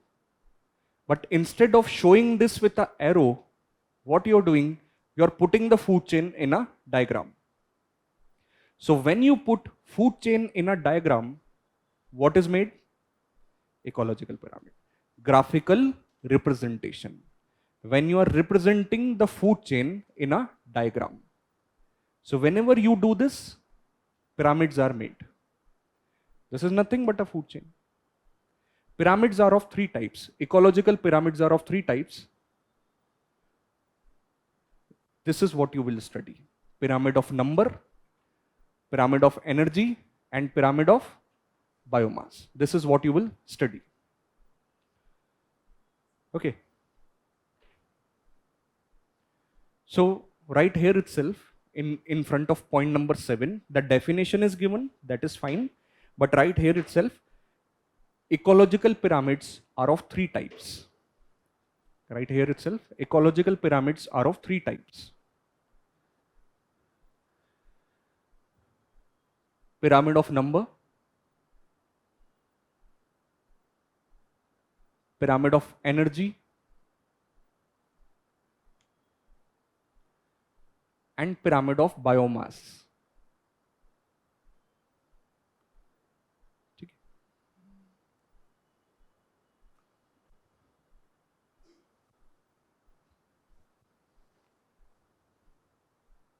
So what you will do, you will study them one by one.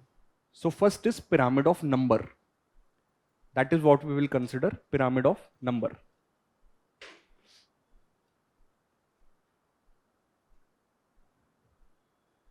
Suppose this is pyramid of number. Suppose this is pyramid of number, what it will tell you? It will give you image of the population. Okay, so you're looking at pyramid of number. Plants eaten by herbivore, eaten by small carnivore, eaten by large carnivore. So what you can interpret from this diagram, what you can take out from this diagram? Width is more. Bottom, width is more. As you are moving upwards, width is decreasing. Each level, width is decreasing. So that is what you interpret. More is the width, more is the population. As the width reduces, population also reduces. More is the width, more is the number or population. As you move upwards, width is reducing. Width is reducing, that means population is also reducing. This is what pyramid of number will tell you. More is the width of a level, more will be the population. As you move upwards, width will reduce. Width will reduce, population will also reduce. Okay. So write here itself, write down pyramid of numbers.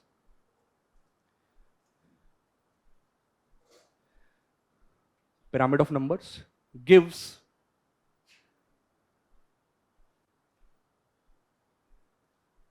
relative population,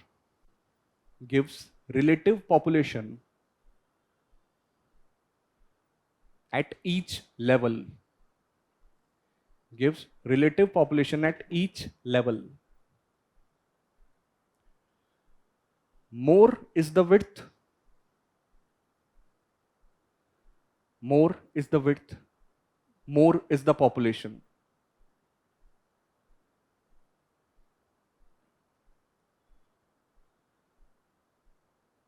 Full stop. So this is what pyramid of number is. Now what you have to understand, you have to understand some rules related to pyramids. Look at these two pyramids.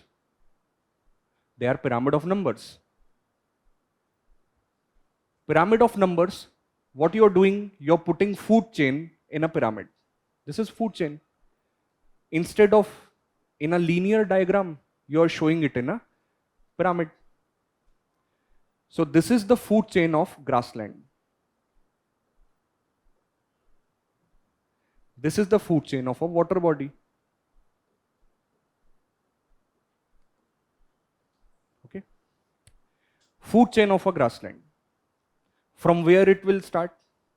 It will start from grass. From where the food chain will start? Food chain will start from grass. Grass consumed by insects and so on. What you can interpret? Width is more. As you are moving upward, width is reducing. So the population is also reducing. Apply the same logic here. Water body. From where the food chain will start? Food chain will start with, right now you have written phytoplanktons. Example, algae. For example, algae. Food chain starting from algae. As you are moving upwards, width is reducing. Width is reducing, population is also reducing. So this is what you have to understand. Rule number 1. Pyramid of number is always straight. Pyramid of number is always upright. In case of grassland and water body. This is rule number 1. That pyramid of number is always upright, straight. In case of grassland and water body. Read point number A. Point number A. 7th A.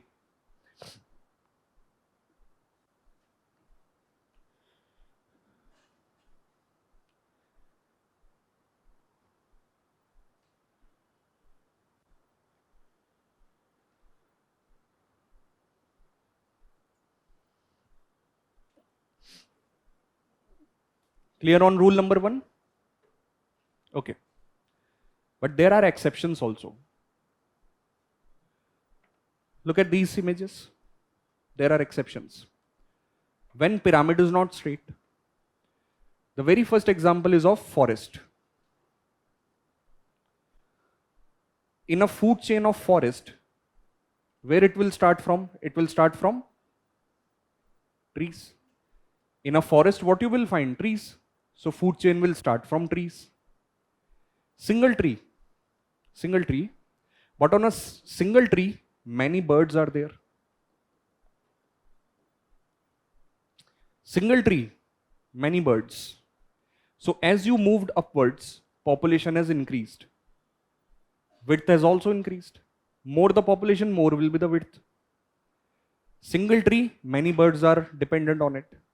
They are constructing nest. They are taking fruits. They are taking out insects from it. Single tree, many birds. But to consume these birds, only one predator is there. One apex predator is here. Why there is only one apex predator? Why can't be more than one? There is a reason for this. We'll see that separately. But right now, understand this food chain. Single tree, many birds. And to consume these birds, only one predator is here. So as you are moving upwards, first population increased, then population decreased. So when you move upwards, width increased, then decreased. So this pyramid is appearing. How it is appearing? Partly upright. So this is rule number 2. Rule number 2. Read point number B.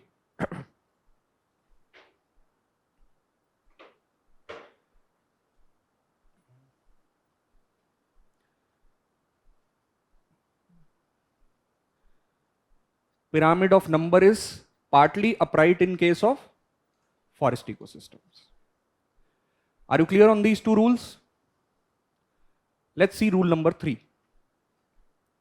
You need not to copy this. You will get all the slides. Just try to understand. Try to apply your logic. Okay. Let's see rule number 3. Rule number 3 is related to parasitic chain. Parasites. Parasitic chain. How it works? Use the same food chain. Single tree. And on single tree, many birds are living. Use the same food chain. Single tree, many birds. And in the body of one bird, in the wings, in the feathers of one bird, there are many parasites. In one bird, many parasites, like ticks, which suck blood from the body. So single tree, many birds. And in the body of one bird, there are many parasites. And in one parasite, there are many hyperparasites, like virus. Okay. So what you observe here? You observe that as you are moving upwards, population is increasing. As you are moving from bottom to top, population is increasing. Single tree, many birds. In body of one bird, many parasites. In body of one parasites, many hyperparasites. So as you are moving bottom to top, population is increasing. So how this pyramid is looking like? This pyramid is inverted, completely reversed. So this is rule number C. Pyramid of number is inverted. Inverted in case of parasitic chain. Read point number C.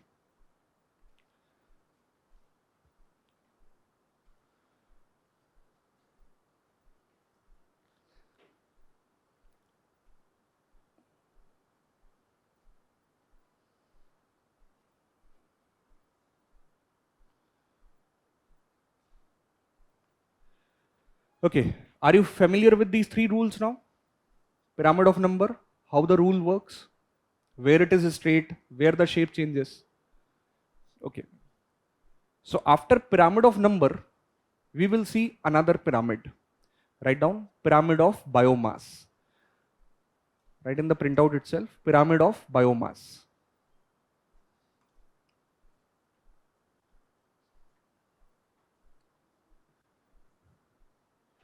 Okay. Pyramid of biomass. Biomass means weight. Weight. So first of all, in simple language, you have to understand what is a biomass. For example, let's say you cut down a branch from a tree. You have cut down a branch from a tree. You take that branch, put it in sunlight, leave it. For 2 to 3 days, leave that branch. What will happen? Sunlight will fall on that branch. Moisture will evaporate. Now what you will have? You will have dry weight. You've taken a green branch, put it in sunlight. Moisture evaporated. So what you are left with? You are left with the dry weight, and that dry weight is biomass. Are you clear on this? What is biomass? Dry weight. Just write a definition. Biomass is the dry weight. Biomass is a dry weight available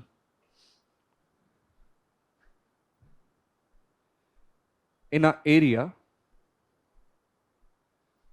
Biomass is a dry weight available in an area at a particular time. At a particular time.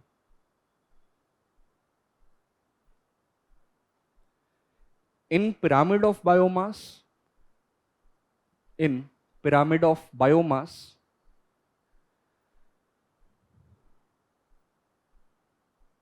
more is the biomass.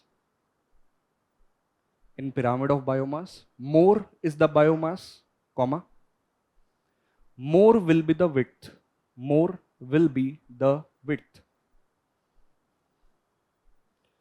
So you have to use this logic now.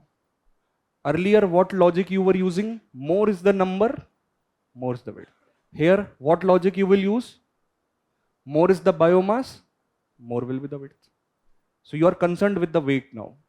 How much biomass is present? So pyramid of biomass is always upright. Always upright. Only one exception is there. So you have to remember that exception. Where it is not upright.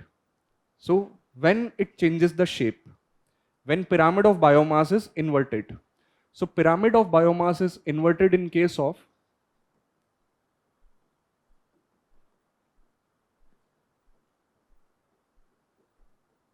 Where it is inverted? In case of aquatic ecosystem. See this food chain. Water body. In a water body, food chain will start from, just now you have written, from where the food chain will start? Phytoplankton, it will start.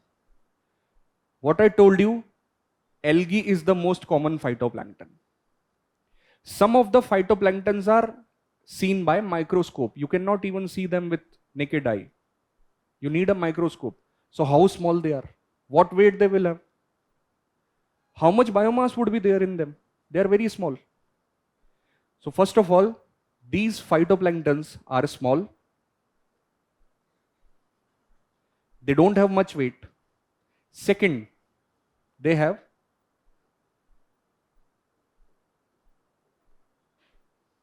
what they have? Short life. So if a species is small and has a short life, so that means it will have a small biomass. You have written the definition of biomass.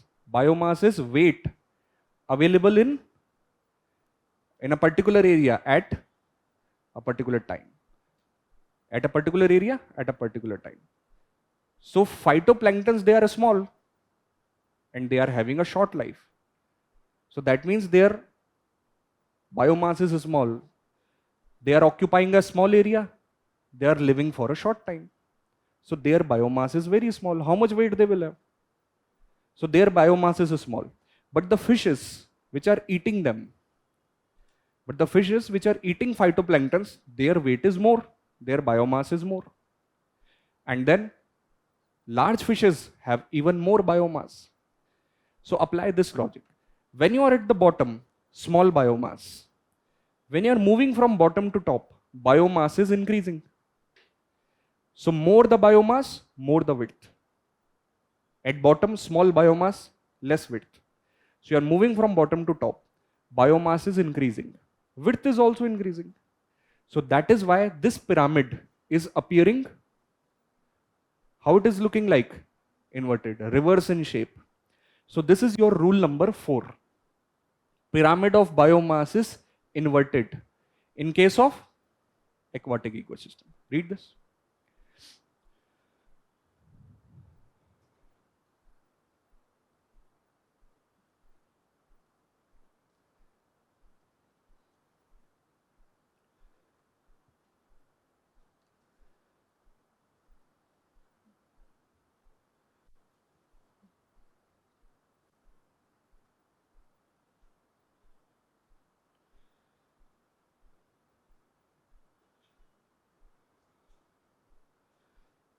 Clear on these 4 rules?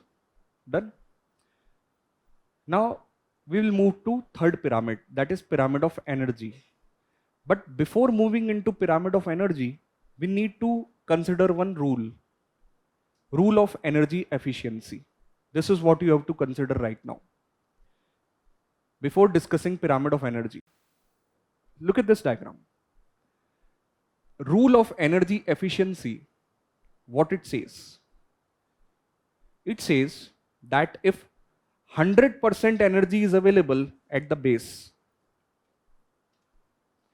if 100% energy is available at the base, how much energy will be transferred? How much energy will be transferred to the next level? Only 10%. How much energy will be transferred ahead? 10% of this. How much energy will be transferred here? 10% of this. So this rule says that whenever energy transfer happens from one level to another,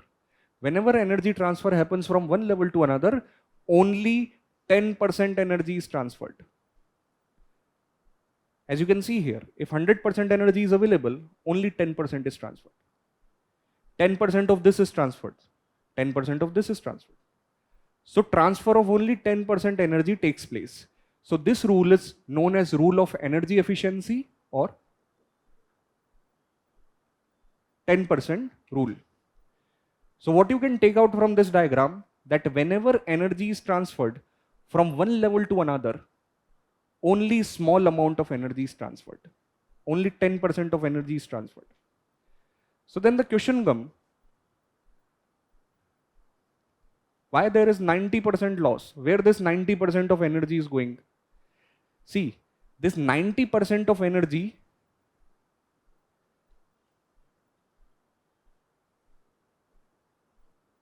is self-utilized.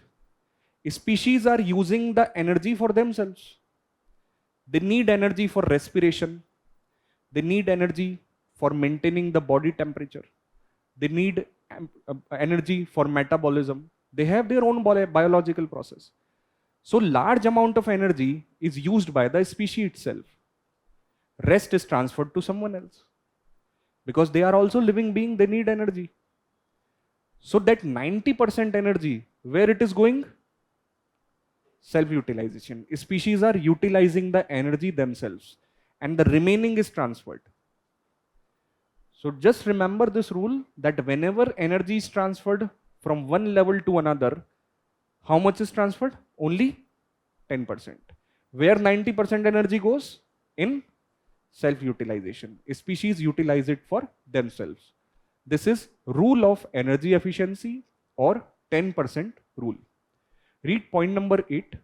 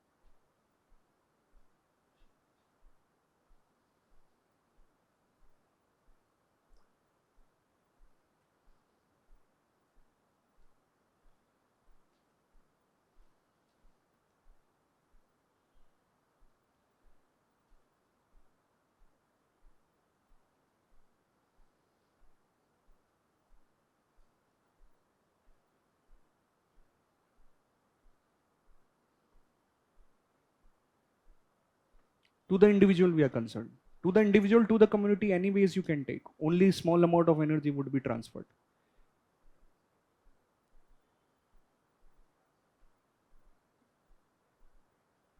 No, you cannot say that. Even if a herbivore is consuming a grass, only small amount of energy it will get. So they have to consume in large area. So this will apply to both carnivore and herbivore. So just 2 slides back, I have shown you a diagram. This one. Single tree, many birds, and to consume these birds, only one predator was here. Now you know the answer why only one predator is here. Because small amount of energy will reach. If you have more predators, competition will increase. Because they will get 10%. He will get 10% which is available. So small amount of energy will reach. So that is why you will have only 1 or 2 predators at the end of the food chain. Because very small amount of energy reaches them. If you will increase their number, their competition will increase, they will not be able to survive. Now you get the answer why you have only one predator here. Okay. Now coming back to this rule. Rule of energy efficiency. Rule of energy efficiency says that only 10% energy is transferred. 90% is for self-utilization. Species utilize it for themselves. So if you are clear on this rule, then it is the same thing as pyramid of energy. This is third type of pyramid. Write down pyramid of energy.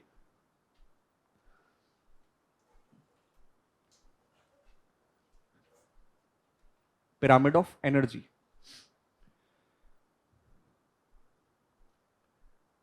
It is a representative image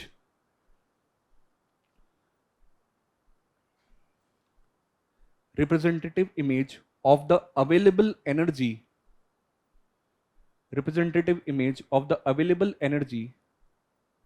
at different levels.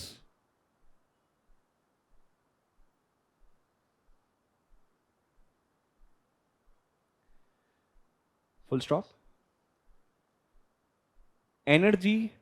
Available energy decreases. Available energy decreases from bottom to top. Available energy decreases from bottom to top. And that is why pyramid of energy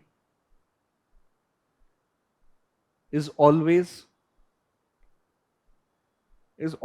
upright.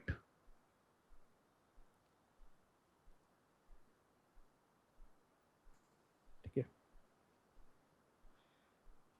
So use this logic. What you have learned, if this much energy is available at the base, how much will be transferred? 10%. How much of this will be transferred? 10%, and so on. So only 10% energy is transferred. What you have written, as you move from bottom to top, energy decreases. So more is the energy, more is the width. Energy decreases, width also decreases. So that is why you have written that pyramid of energy is always upright. There is no exception. It will always be upright. Energy will only decrease. So read rule number E, point number E, 7E.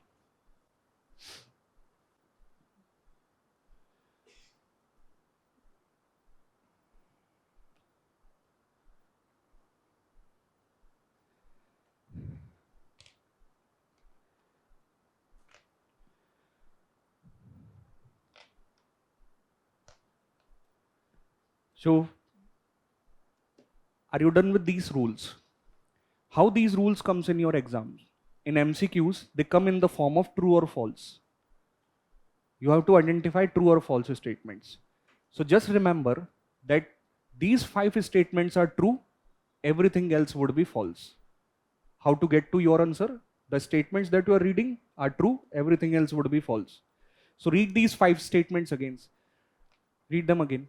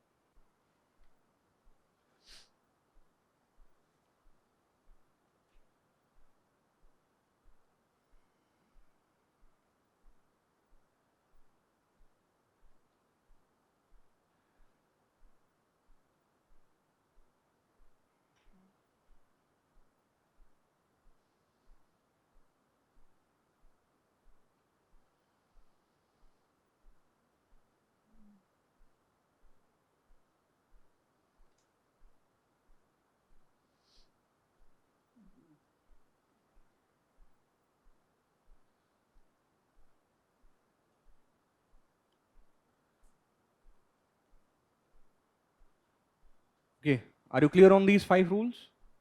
Rules of ecological pyramid. So we'll move to point number 9 then. A topic that you might be familiar with, food chains. What is a food chain? Food chain is a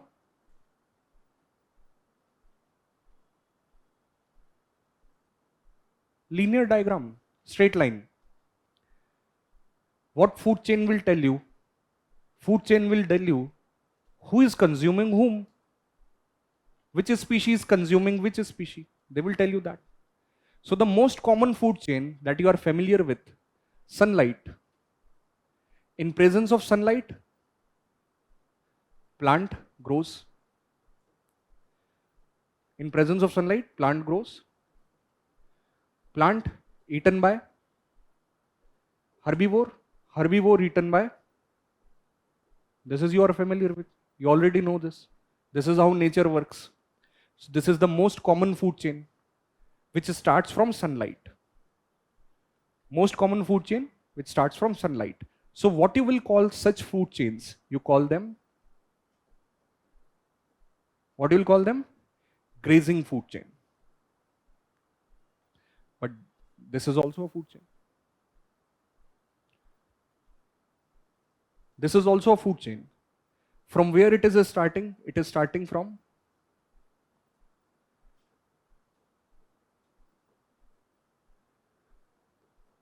where it is starting? Dead organic matter. It is starting from dead organic matter.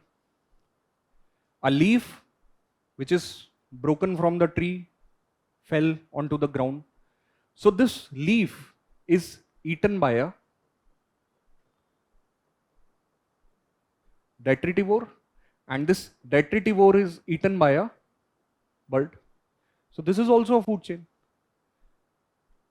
You can see which species consuming whom, but it is not starting from sunlight.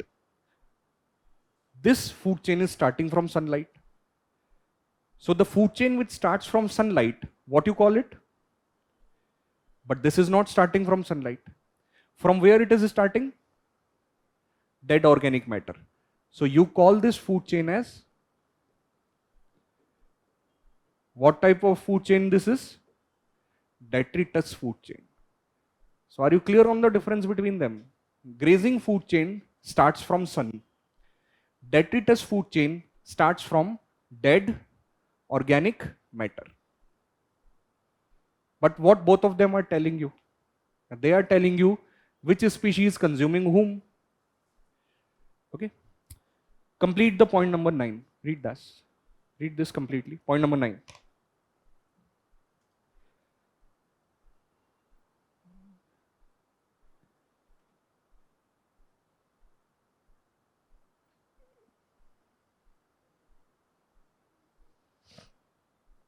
There is sunlight. That you can say, that you can apply the logic. Okay. But here the detritivores are involved directly. So that is why you will taking this into consideration, because it is a significant amount of energy transfer you're talking about, which happens on Earth. Your logic is correct. What you're saying is correct. That even before being a detritus, it has grown into a sunlight. But now it is not part of a living being. Leaf, when it was attached to a tree, was a living being. Till that point, your logic works. But after that, the tree, it is got separated from the tree. So it is not a living being. It's a dead organic matter. Yeah, it is a dead organic matter. So you will consider this food chain then.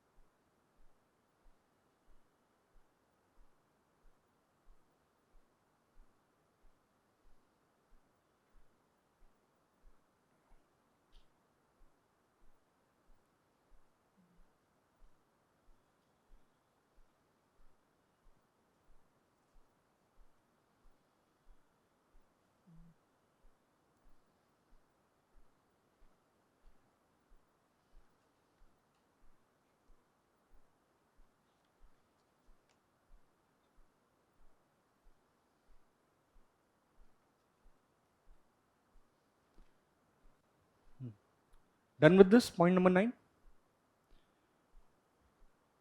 We'll move to point number 10, and that is food web. Look at this diagram.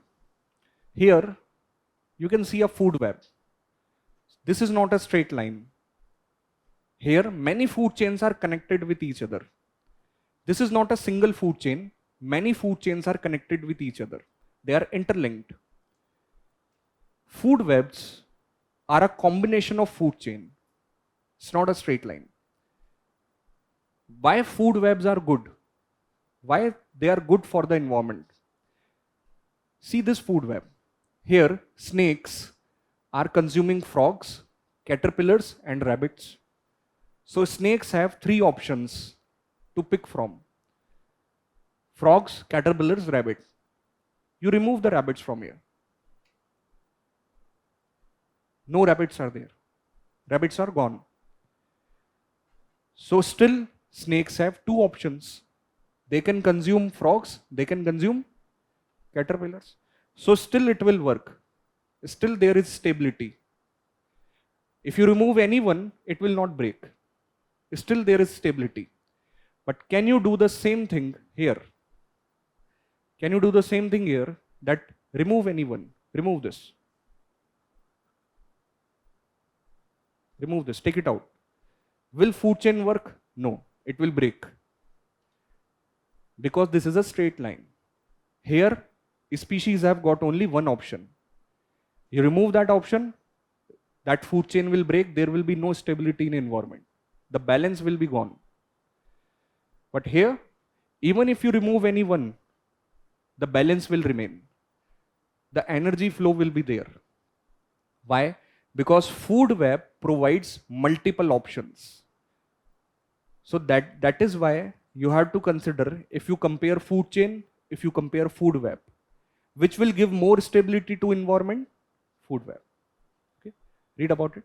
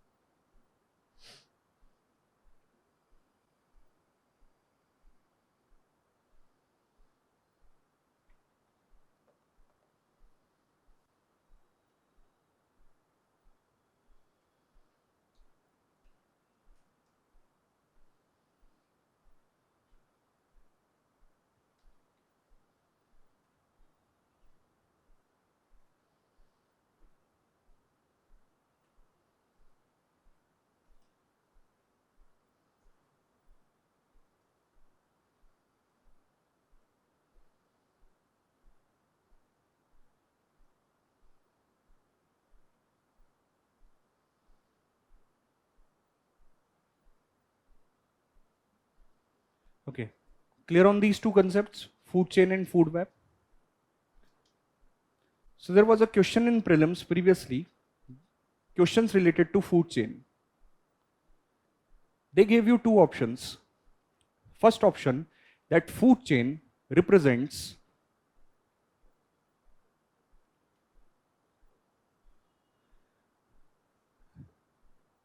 in a food chain, you will find that one species, what food chain represents? That a species consume other species. This is what a food chain will tell you. Food chain represents that a species consuming another species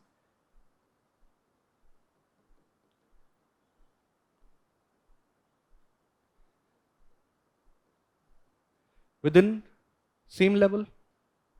This was first statement. Second statement, food chain shows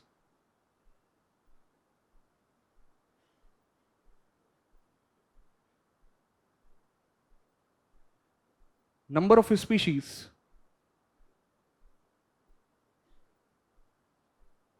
consumed. These were the two statements given to you in your prelims exam. So you have to pick out the correct options. Okay, what do you think? What can be the correct option here?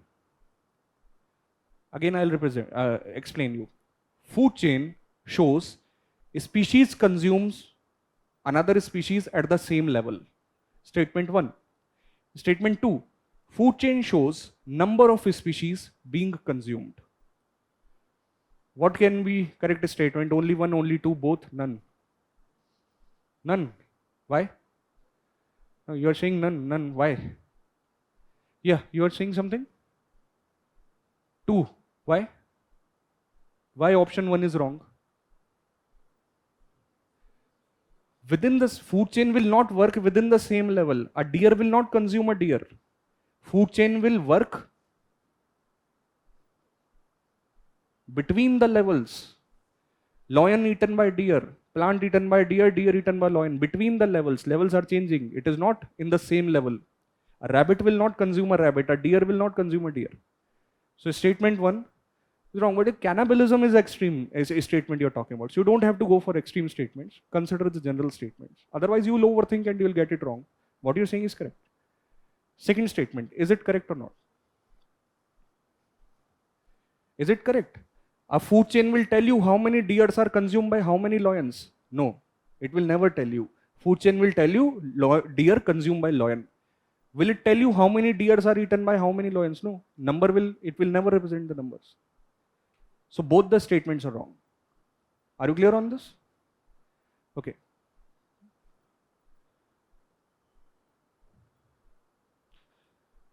So now the next diagram, next topic that we'll see is succession.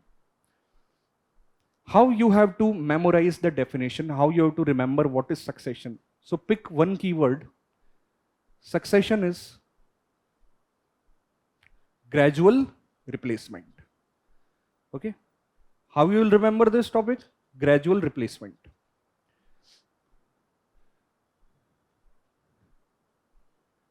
It is a natural and slow process. Succession is a natural and slow process. No interference from your side is needed. No involvement from your side is needed. It works on its own. It takes care of itself. So what is succession? Gradual replacement. How it works?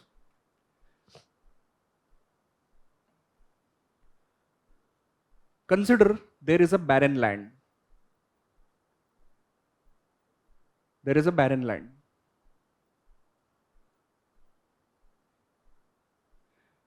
Barren land, there is no plant, there is no tree. Completely barren. What will happen on that barren land? In that barren land, small plants will grow. Small plants will grow. First, small plants will come up. Small plants like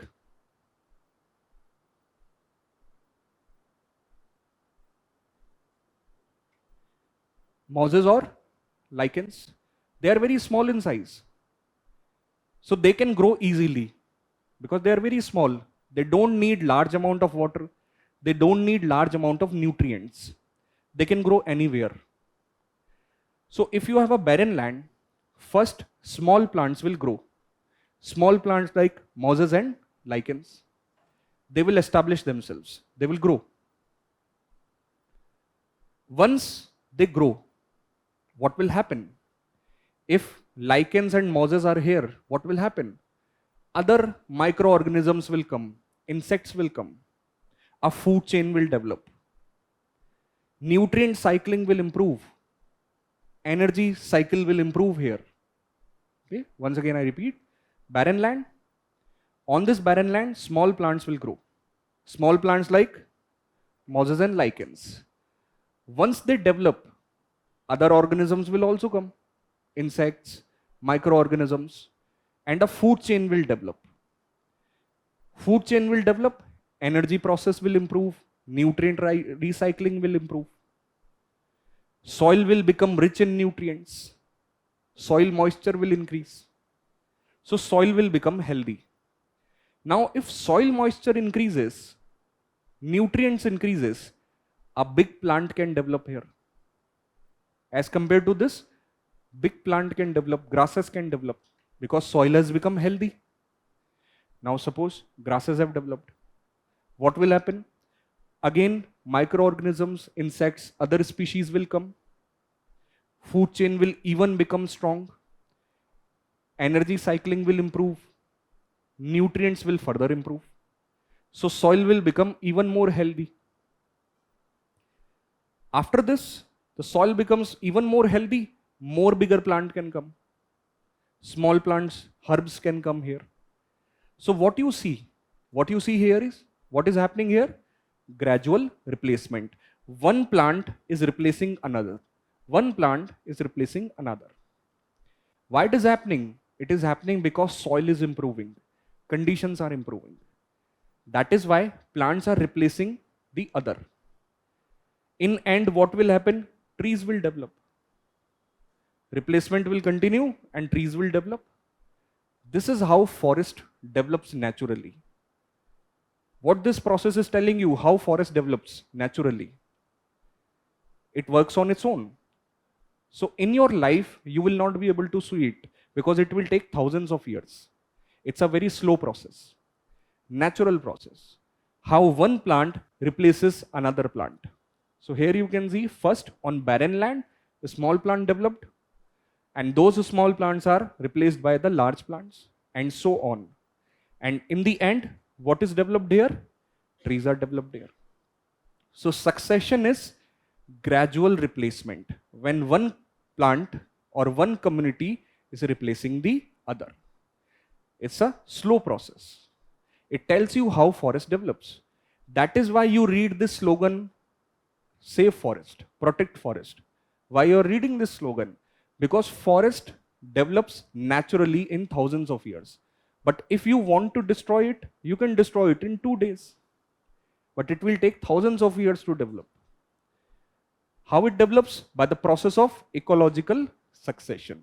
What is succession? What is the keyword you will remember? Gradual replacement. Okay, read about it. Point number 9. Read till primary succession. Don't read last 3 lines. Don't read secondary succession. Read till primary succession.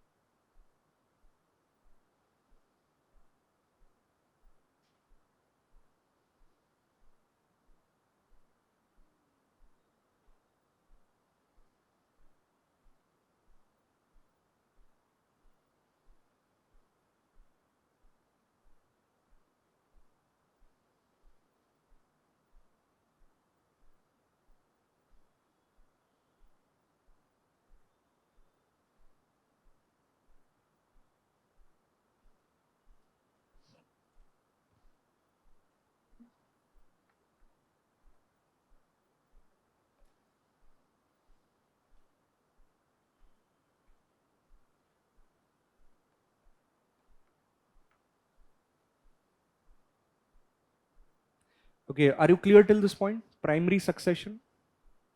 This is primary succession. But succession is also this.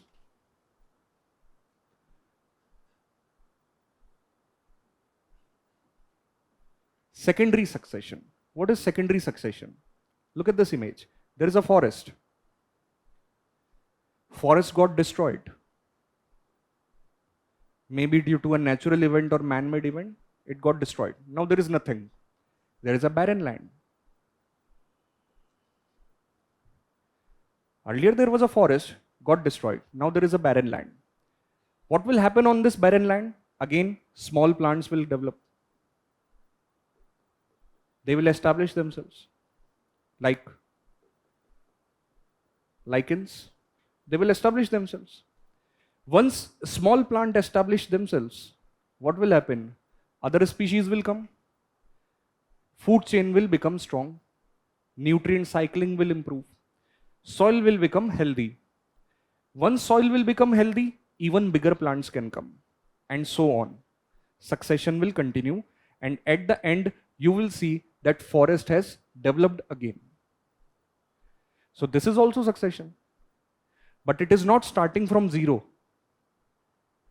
This is happening that there is a forest, got destroyed, and then the succession happened. So this is secondary succession. What is the difference between them? Primary succession, starting from barren land, this is primary. Secondary succession, when there is already a forest. There was already a forest. It got destroyed, and then it started. So it is not starting from zero. There was already a forest, and then the succession is happening. So this is secondary succession. Both are natural process, both happens on their own. Read about it.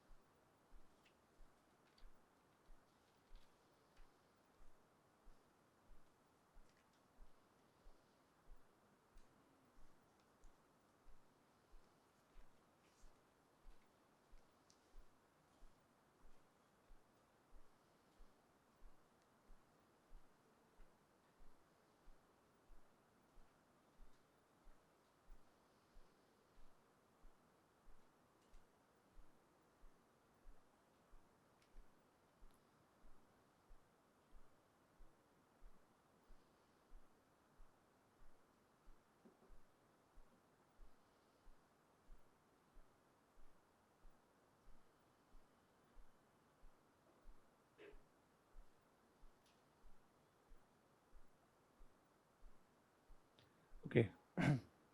Done till this definition? Clear on the difference, primary and secondary succession? Take out your notebook. You have to write one topic in that because it's not given in the printout. Thank you.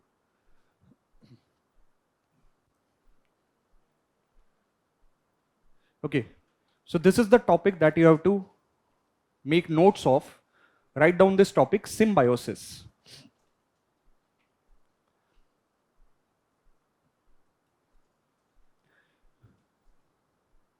Copy this information as it is.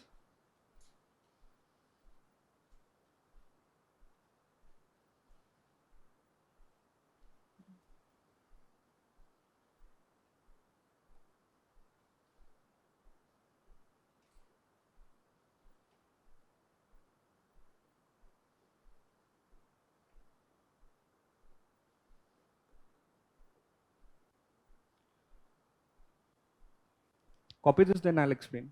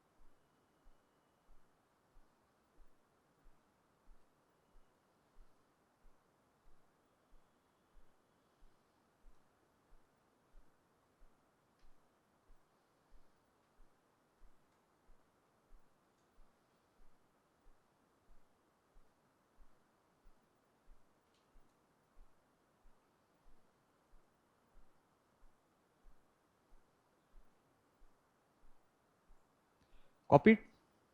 So symbiosis, what it means a relationship between two species, and that relationship can have many versions. In bottom you have written types of symbiosis. These are types of symbiosis, types of relationship. It can be of any form, it can be of any type. So this is what you have to study, types of symbiosis, their definitions, their examples. So the very first example we will see is mutualism. Write down mutualism. Mutualism. Okay, write in bullet points. Mutualism.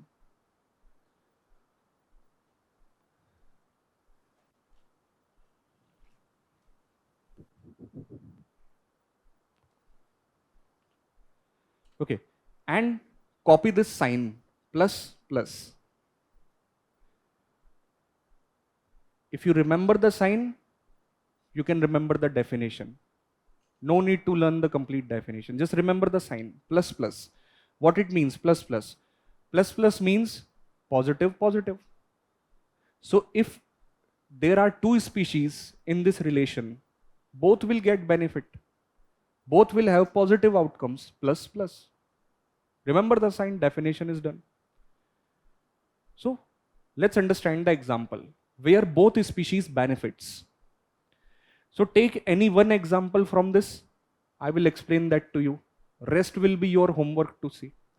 Take any one example which you want me to explain is example of mutualism. Yeah, which one? Acacia ants and bullhorn tree. Okay. Acacia ants and bullhorn tree. Mutualism.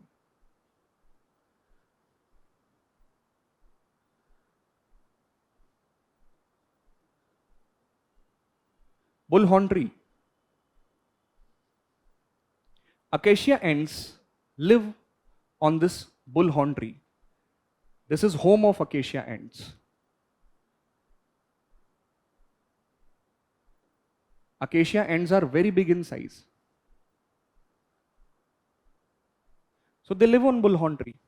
And acacia ants, first of all, they're very big in size. Second, they are aggressive.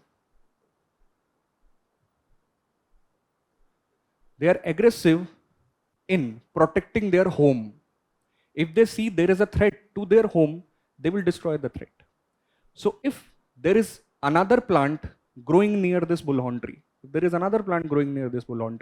what these acacia ants will do, they will destroy this plant. They will not allow it to grow. So what is the benefit? Acacia ants are getting a home, place to stay. This is their benefit. What is the benefit for bullhorn tree? No competition. Competition is destroyed. No competition for resources because acacia ants will destroy that crop, that plant. Plus, plus, both are getting benefits. Write it down. Mutualism, example, acacia ants and bullhorn tree.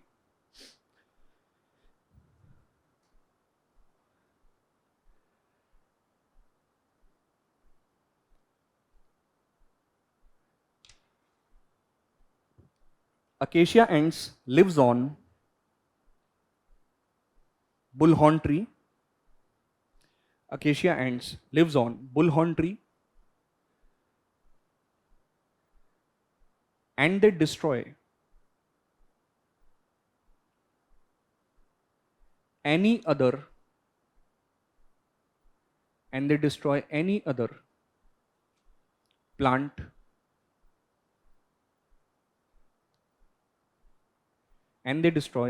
plant which grows near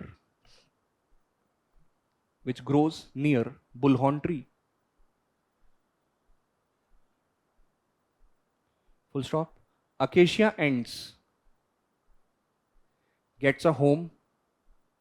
Acacia ants gets a home while bullhorn tree is free from competition. While bullhorn tree is free from competition.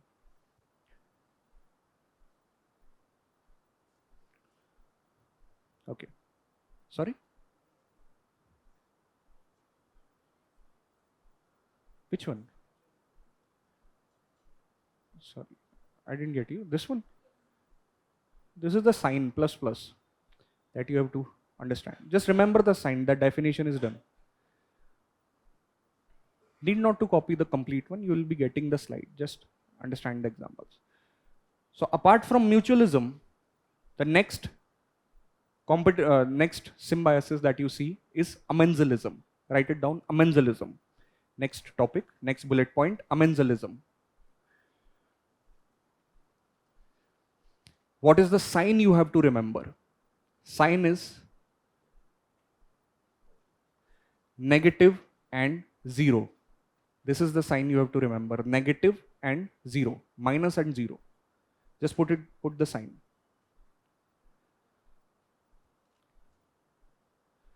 Okay, what do you take out from this? What is the definition? Negative 0. What will be the definition? One species harmed, another is neutral, unaffected. One species getting negatively affected, other one is neutral, no effect. Very good example is bread mold penicillium. See this image, bread. And on this bread, fungus is growing, fungus.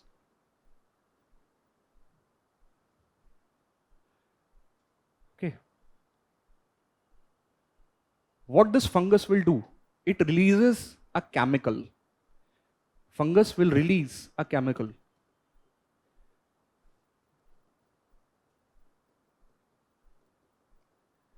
called penicillium. And what this penicillium will do? This penicillium will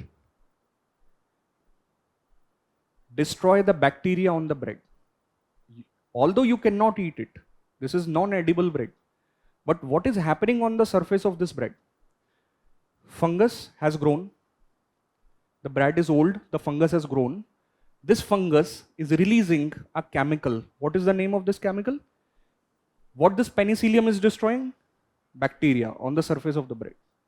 So, fungus is releasing the chemical. It's its natural behavior, neutral. But who is getting negatively affected? Bacteria. Because bacteria are getting destroyed. So, one is neutral, other one is negative. So, on this principle, the penicillin medicine was discovered. The discovery of penicillin is based on this behavior of fungus. It can destroy the bacteria. Okay, write down. Amensalism, negative 0. Example, bread mold penicillium. Bread mold penicillium.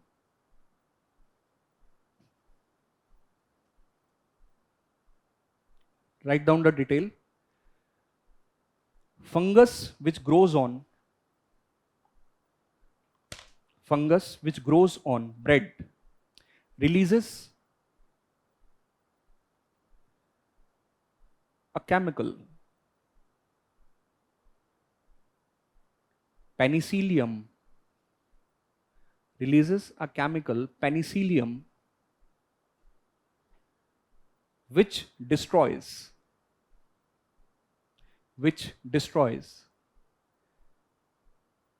the bacteria on the bread. Full stop. Fungus is neutral.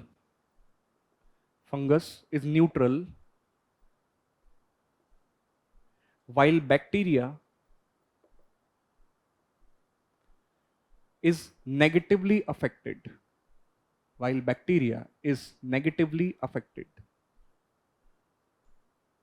Full stop.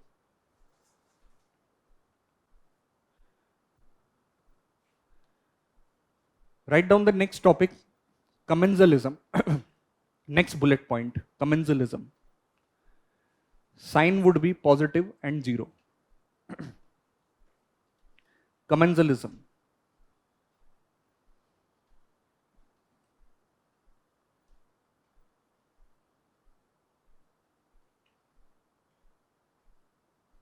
Positive and 0.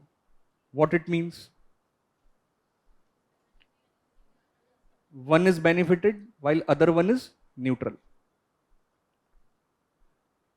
Example. orchids and trees. Orchids and trees. Write down orchids and trees.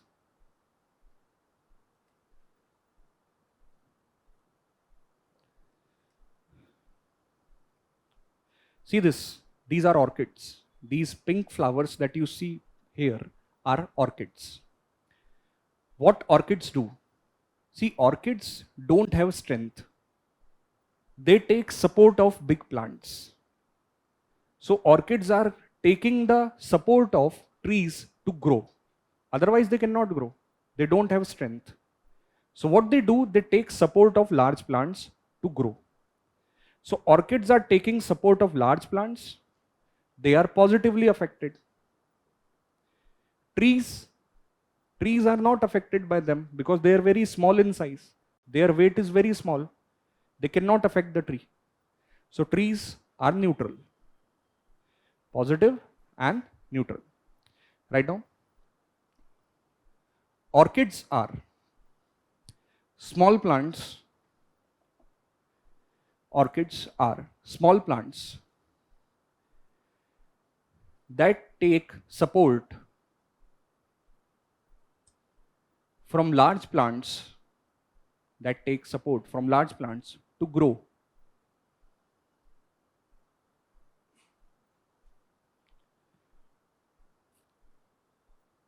Full stop. Orchids are positively affected,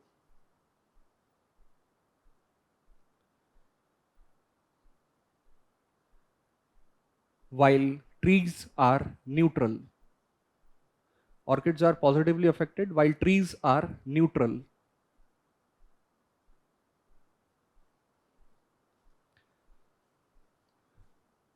Okay, write the next bullet point, parasitism.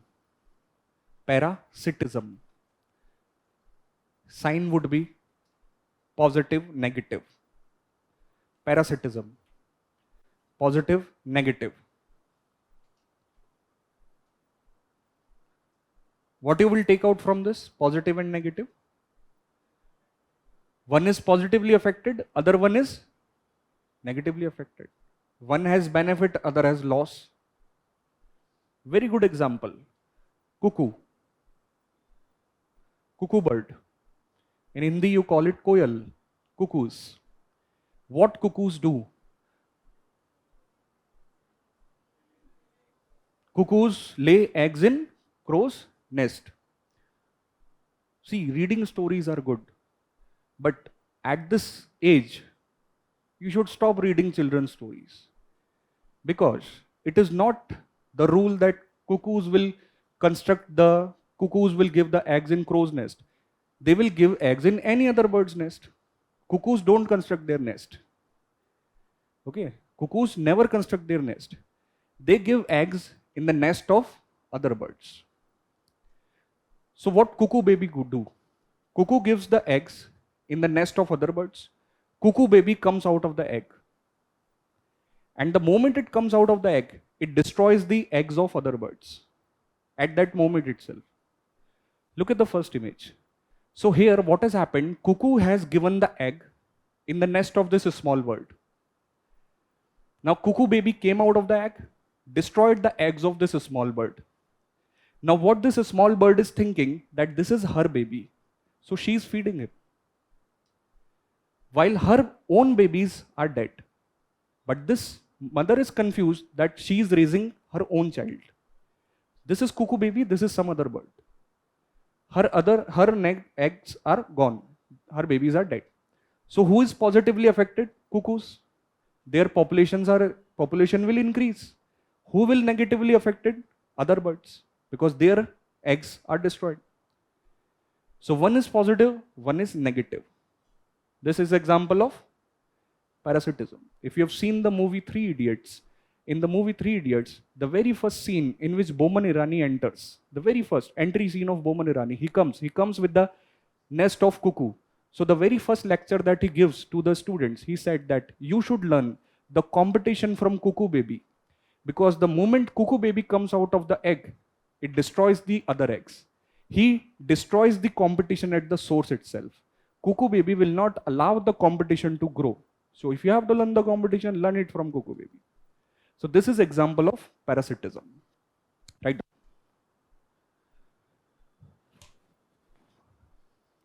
Cuckoo birds don't construct their nest. They give eggs in the nest of. They give eggs in the nest of other birds. They give eggs in the nest of other birds. Full stop. When cuckoo baby comes out, when cuckoo baby comes out of the egg, comma, it destroys the eggs of, it destroys the eggs of other birds. Destroy the eggs of other birds. Full stop. Cuckoos are positively affected while other birds are negatively affected. While other birds are negatively affected. Write down the next bullet point. Predation. Predation. Sign would be positive and negative.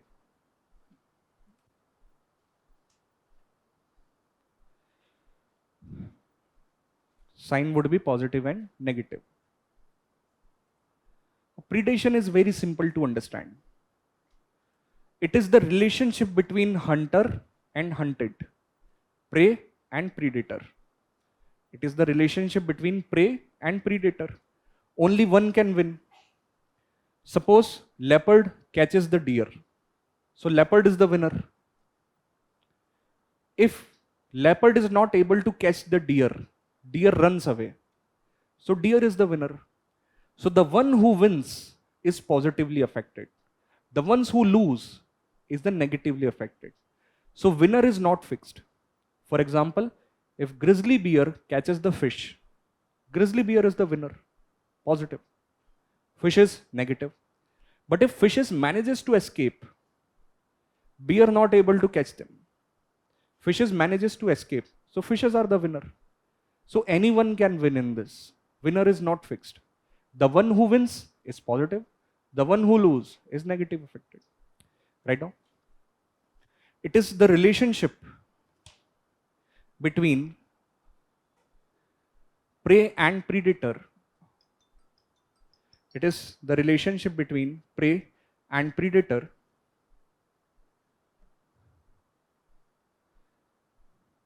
the one who loses is negatively affected, while the one who wins is positively affected.